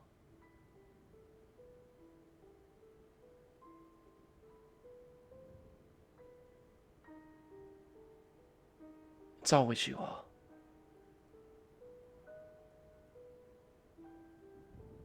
Well, then it sounds like we're linked.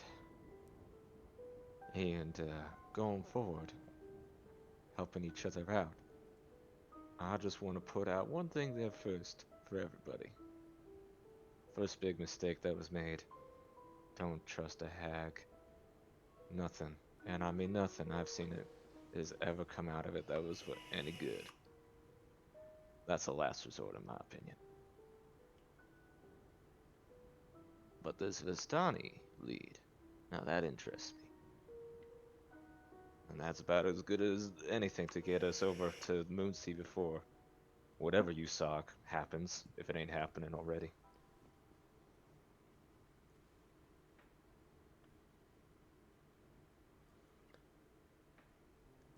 If there's anybody who knows how to navigate this place, it'll be the Vistani. They have no villages, they lead no structures. They live and die by that forest. Whether they know a way out of here, I can't say, but if anybody does, it would be them. I'll let you all know from what I know of them that they are a guarded people. How we trade in coin and goods, they trade in stories, in dance. Nothing is ever free from the Vistani. Should you engage with them, they will likely ask for something in return. It won't be as bad as dealing with a hag, mind you, but there will be a price to pay.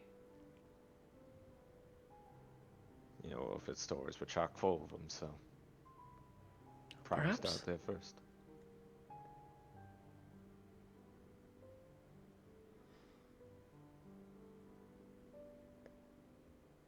They also know how to navigate here better than anyone else. They don't know a way out. Perhaps they could show you some of their ways. Give you a better footing in this place. And when you almost make your way towards the hag, that knowledge will prove useful.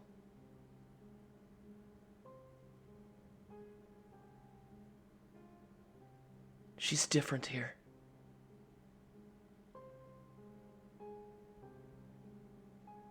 I don't know how to exactly to explain it, but she's not all the way here, and she's not all the way there.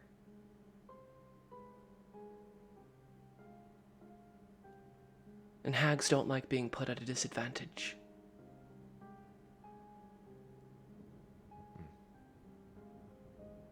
If there is ever a better time, you might be able to get one over on her.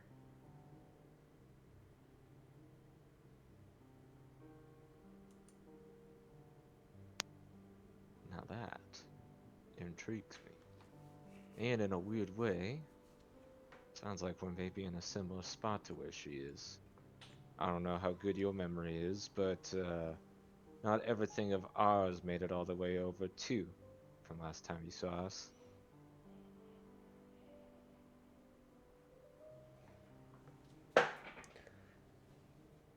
Well, I'm sure she knows plenty.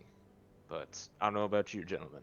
I'm voting on checking with the Vistani first before we make any deals with the hag, but what are you all feeling? Oh, I'm right there with you. I'd much rather hear some stories and do some dancing than dealing with a hag. They're literally the worst. As far as I know, dealing with the hag is what got all of us here in the first place. Yeah. Yeah, which unfortunately makes me think that she's a prime candidate for getting us back. She got us here in the first place, but let's hope the Vistani uh, maybe have another option for us.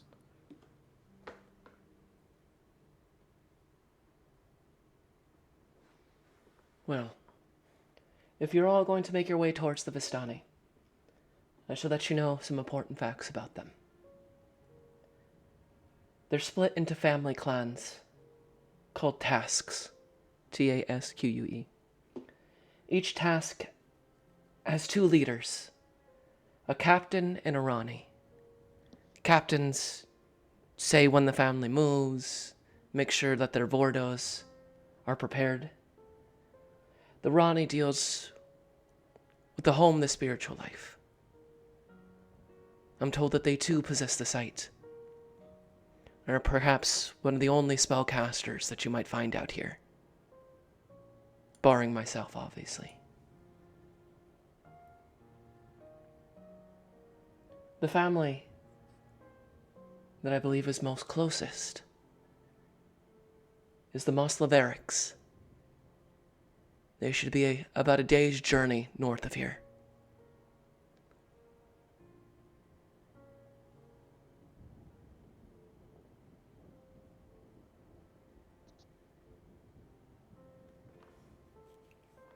Well, appreciate all the info. I think we got most everything we need. Unless there's a specific vision or sight that you saw that you think come into fruition. If you've seen anything that happens to any of us, you need to tell me about that. She looks over at Jove. I think there are things about you all that you should keep very close to the chest. There are beasts of many coats here. I'm sure you understand. All too well.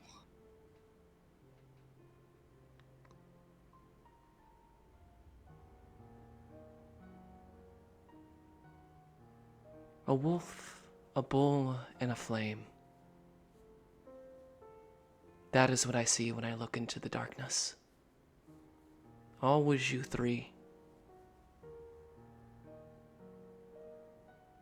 Where that darkness takes you, I can't say. But I know that it was destiny for us to meet. Destiny for us to be here.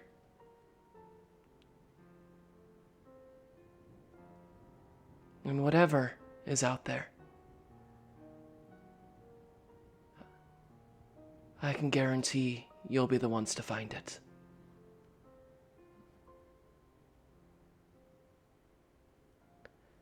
I warn you all. No one ever plans on dying except for the most foul or the most enlightened. If there's one thing you do not want to do here, it's die.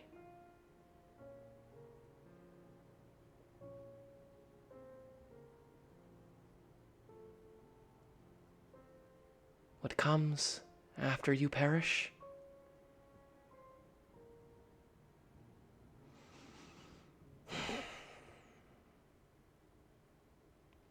I would not wish it on any.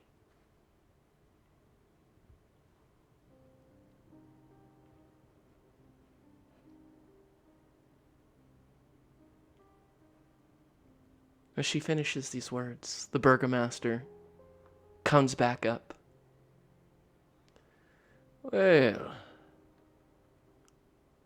I'm going to need to be doing a lot of the shaking down to fill up the tax coffers, but at the very least, all that was Glovius will now belong to Orsno. Whatever's left. Men, prepare yourselves. We have a manor to go take down. You hear one part groan, one part's, jeering coming from the two groups of thugs outside as they all begin to move in the cold snow and prepare the Vordos for travel. Well, I hope Sybil was keeping you all good company. She's very spooky, don't you think? I'd certainly agree. Although, well, when you're gifted with such powers, everything seems a little spooky, right? Which is why I tend to keep her close. Better to be with the spooky than without it, don't you think? I agree. Better be to be in the know than in the dark.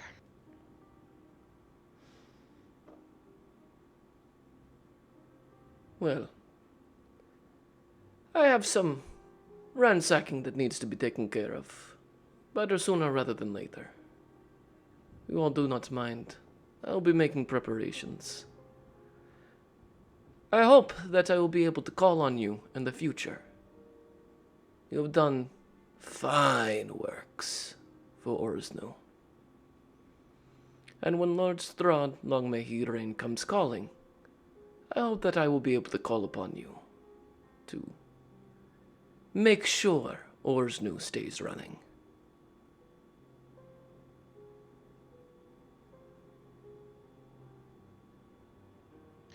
Well, you certainly know where to find us. We're rather known around here, so I don't think we could even hide if we wanted to.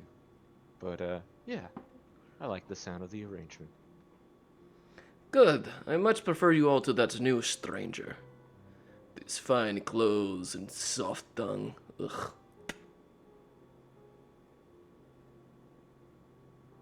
I wish you would leave Benedict and Sari to their own devices, but yeah, young couples about to be married. Not always known for their wisdom.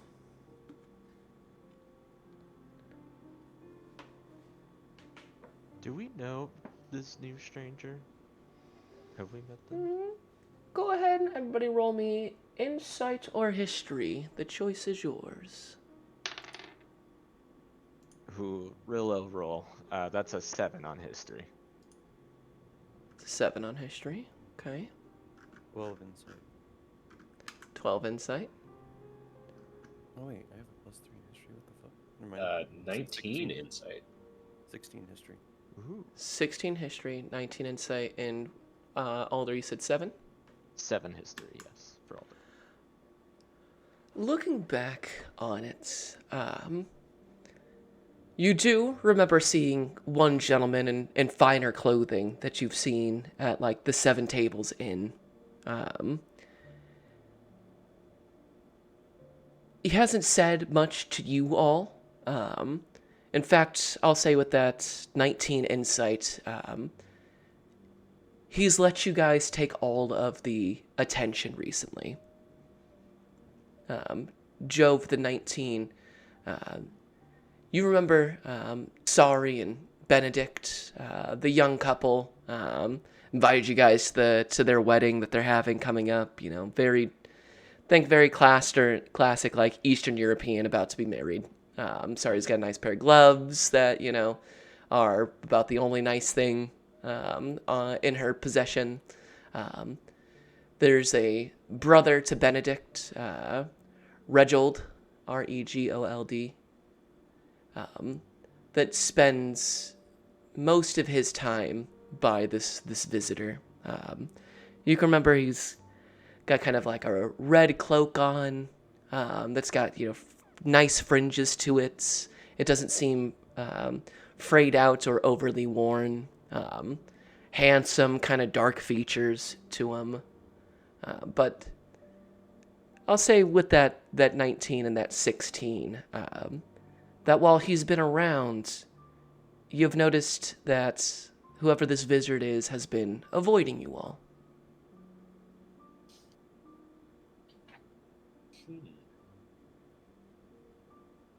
Happy to let you guys take all of the negative attention of your strangeness.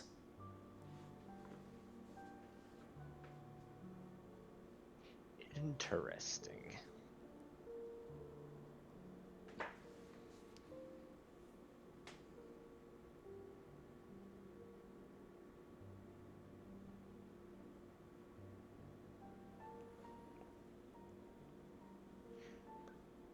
But as the night continues on, Burgomaster, never trust folks in too fine of clothing, especially if they hold no titles. A burgomaster should have fine clothing. A lord or lady should have nice clothing. A count should have the nicest of clothing. But some ruffian off the streets. No wonder Reginald takes such a shine to him. He's not very bright. Heck, he makes Luca even seem smart. Luca has part of his head caved in from an unfortunate horse incident.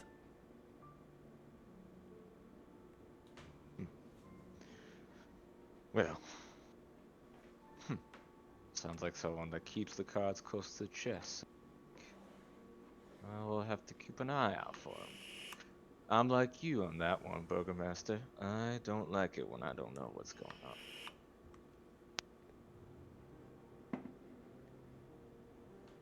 A strong character choice. But we'll have plenty of more time to talk. I will call upon you at a later date, but for now, Strahd waits for no man, much less myself. Sybil, come and join me. Your sights may prove useful to find what is still hidden in that manor. She nods.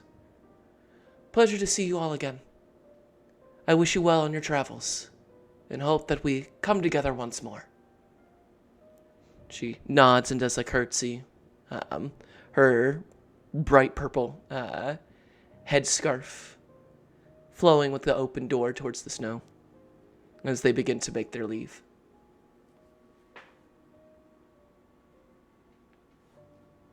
Well,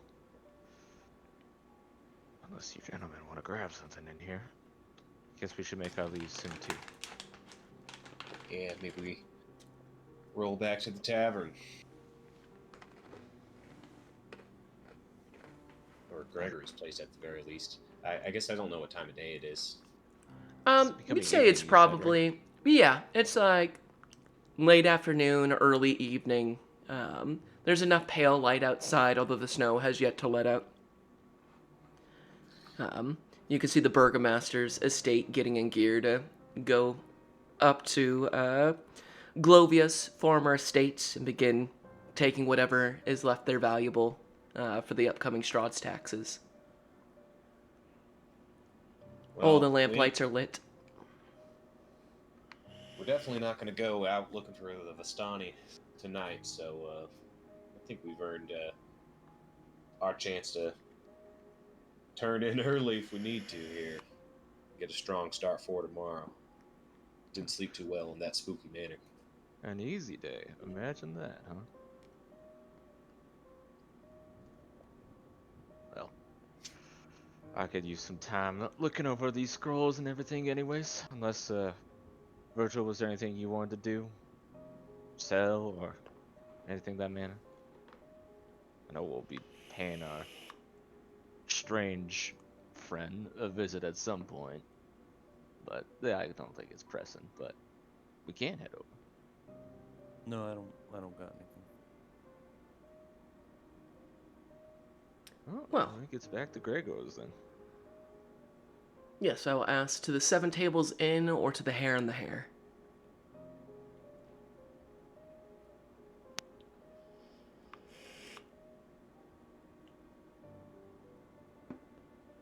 I was thinking that the Hare and the Hare, right? That's kind of home base. That is We know Gregory that Shutt. we know that there's a sketchy dude at the 7 Tables Inn, but I don't know if we want to confront that right now or later. Yeah. I would vote Hare and Hare for now. All right. To the Hare and the Hare. You leave the Burgomaster's estate, head across town, enter into the Hare and the Hare. You can see the display has been updated with the new furs that you guys brought in from the Valduvas. Much of the store does seem to be relatively well stocked, all things considered. You can see Gregory is at work, stirring a large cauldron. You can smell some what appears to be burnt bread wafting through. And as you all enter in, my friends! My heroes! Welcome back!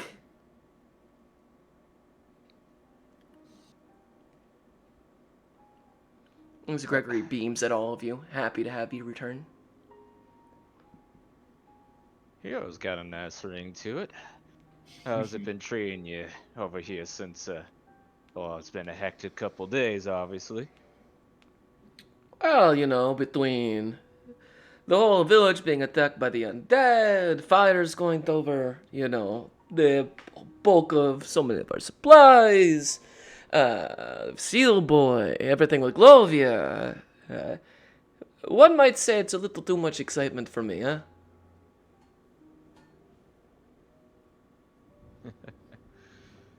Almost too much excitement for us, too, but made it out of it this one. Yes, all 3 of you standing, looking strong. You're quite the talk of the town. I heard you even got invited to Benedict and Sari's wedding.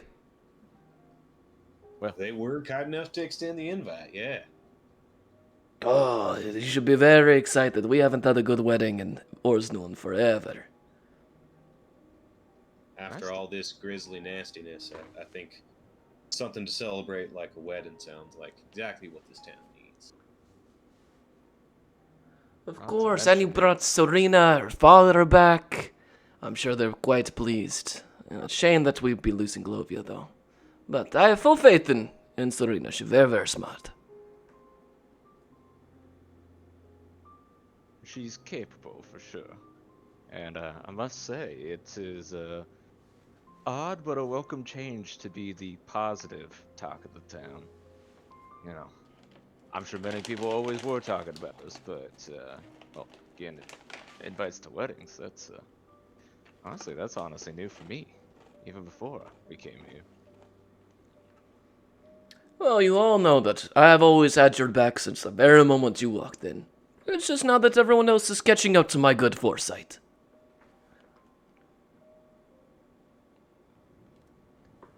I would say that you, my friend, have good intuition. I like to pride myself on it. Thank you very much, Alder. Now, No, I believe you don't just come in cold and tired just to be cold and tired. May I get you all what I assume is some dinner, perhaps a drink? Your rooms, I assume? rooms are a must, as are a drink and the hottest meal that you please. Yeah. Of course, of course. Um, and he gets to work. You all still have your room keys, obviously. Um, it is a It is very similar to the meal you had the night before. Also, this one does seem to have a little more spice to it. There's a dark, hardened bread, a little charred on the outside. You can see where that smell of burnt bread is coming from. Um, Dark brown loaves, slightly scorched on one side. Pretty hard, all things considered. But if you dip it into the soup, it softens it up. Leading to really just nice, hearty meal. Gregory comes down. For the evening, the food and all of that. It's a gold raven for each one of the rooms. And then for all three of the meals, you can round it to a solid 4 gold ravens. I think I can afford that. Solid. With the evening dues paid. A hot, fulfilling meal in front of you. Some palatable ale, albeit not the finest, from Gregor's stores is poured for you all. You enjoy a rather nice evening. As Gregor leaves you to your devices, is there anything else as the evening draws to a close?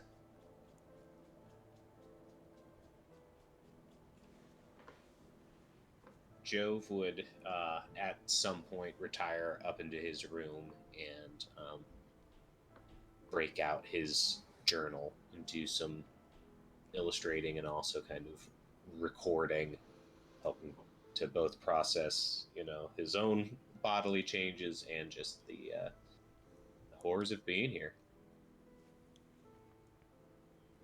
Indeed, Joe, go ahead and roll me a sleight of hand check.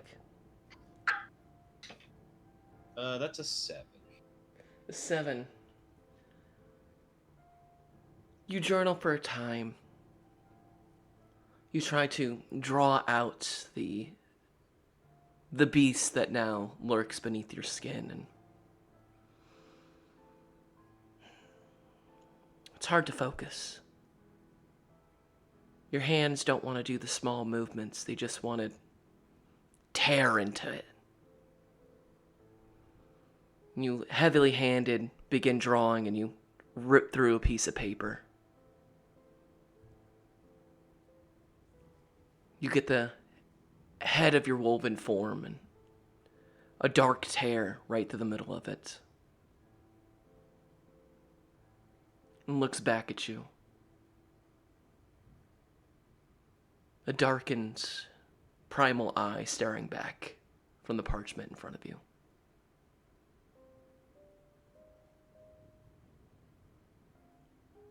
Fitting, you muse. Did you feel that pull towards sleep once again? You look out through your window, Jove, and you can see the moon inching fuller and fuller. You feel yourself pulled towards it.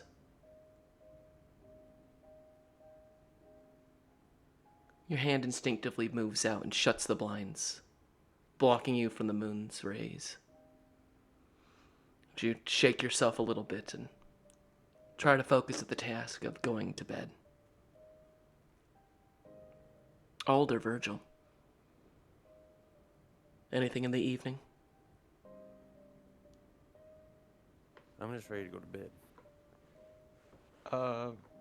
We'll probably come back to this retroactively. Alder would certainly be going over just the scrolls and just kind of determining the inks needed, the cost, what he would want to add.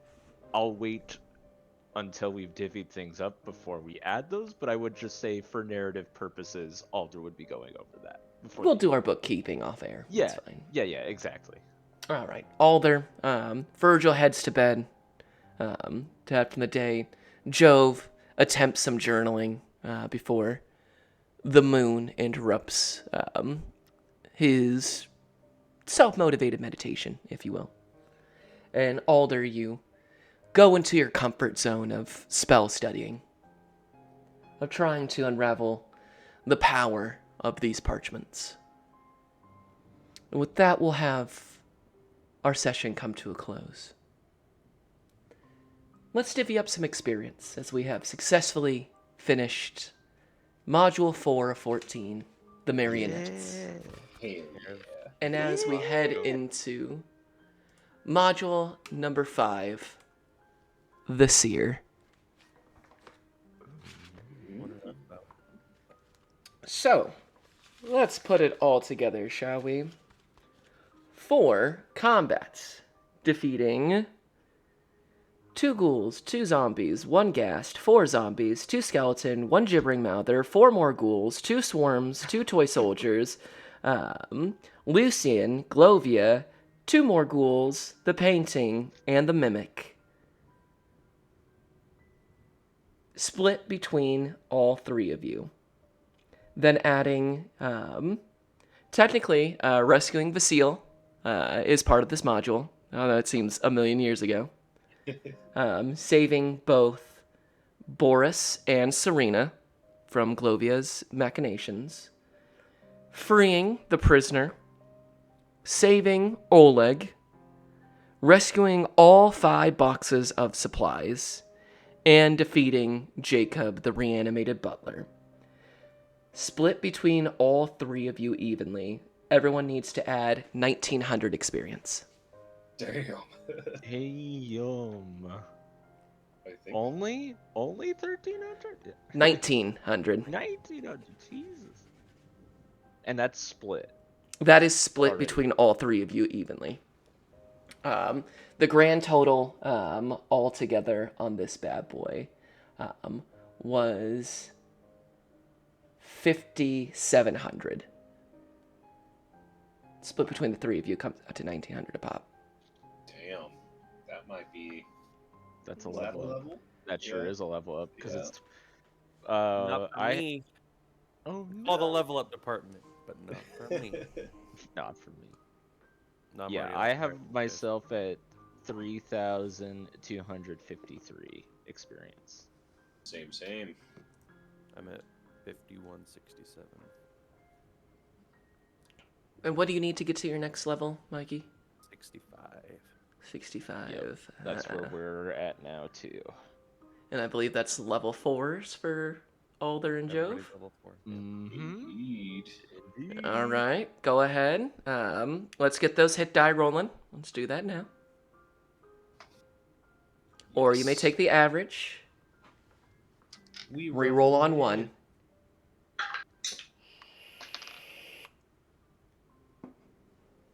I got 9. 9 out of 12 on there. Not bad. I rolled a 5. Nice. 5 out of 6. Some good rolls. And then Well, I that's- believe. It's that including your isn't that con? what you roll plus con, right? Yes. Yes. Yeah. That was my total then. That was not. I rolled a 5. That was I was total. going to say, you that should be plus more con. excited about a 5. No. I'm like, no. Okay. All right, what's your hit point maximums now? I'm at 51.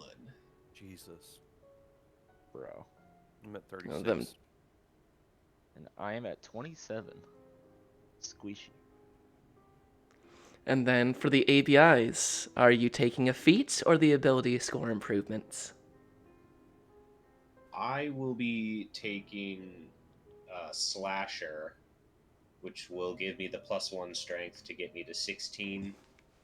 And then when I do slashing damage, it affects their movement. I need to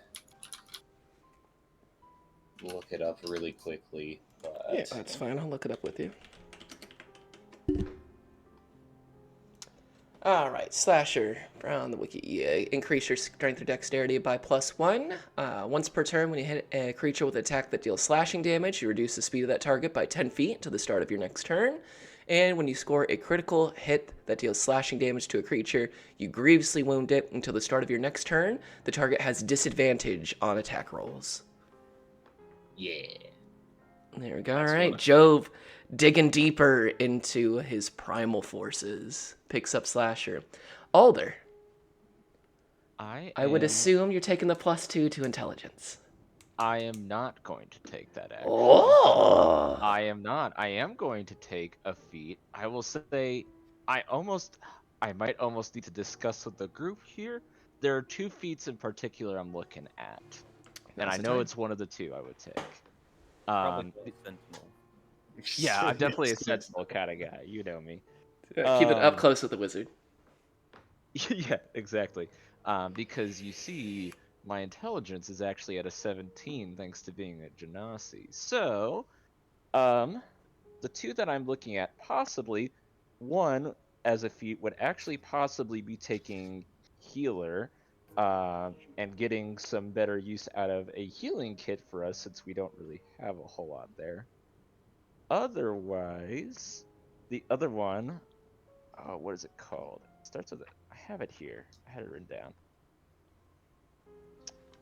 Keen Mind is the other one that I am debating. So that would Yes. raise intelligence by 1 to get me to the 18. And as written, you always know which way is north. You always know the number of hours left before the next sunrise or sunset, and you can accurately recall anything you've seen or heard within the past month. I think that would fit your wizard very well. I think that That fits sounds me really good. perfect. Yeah. Yeah. Yeah. We can So- deal without the healer. Yes. I would only have gone that route if I saw myself like leaning more into Glovia and like some of that magic, but I don't know if that quite was there. So Yes, I feel that a keen mind fits with Alder quite well. I think it fits him well, and I think that even just naturally, narratively, can even be just divination itself and divination magic. Right. Of course. Yeah. Well, all right. With Slasher for Jove, Keen Mind for Alder, rounding out their main stat to 16 and 18 respectively. Dice rolled, experience divvied up, and you guys receiving the various potions, flasks, and gold from your whole experience. Did we? I think it's Did we split up that 300 that we got from? that is up to you guys. If you guys From the wanted to split people, that up yeah, let's evenly, each get everybody 100, yeah. take 100. Everyone get 100? Cool. Solid. And I have not disclosed that I found this gold. Yes, and then everybody go ahead. You found 60 extra gold raven, so everybody add 20 to that from your investigations into the basement. Sweet. Yes, there was I that have- healer's kit and 60 gold pieces. I have 128 ravens now. There you go. I have 519. Big ball. And Jove? I have 145. All right. Building some wealth, can buy what you need to buy, and have lodging saved up for the time being. Let us say goodnight to chat. Good night. Good night, chat. Good night, chat. Thank you so much for being here for episode 12. We'll be back at it again next week for episode 13 and our first entry into the module, The Seer. Peace in the Middle East. Much love.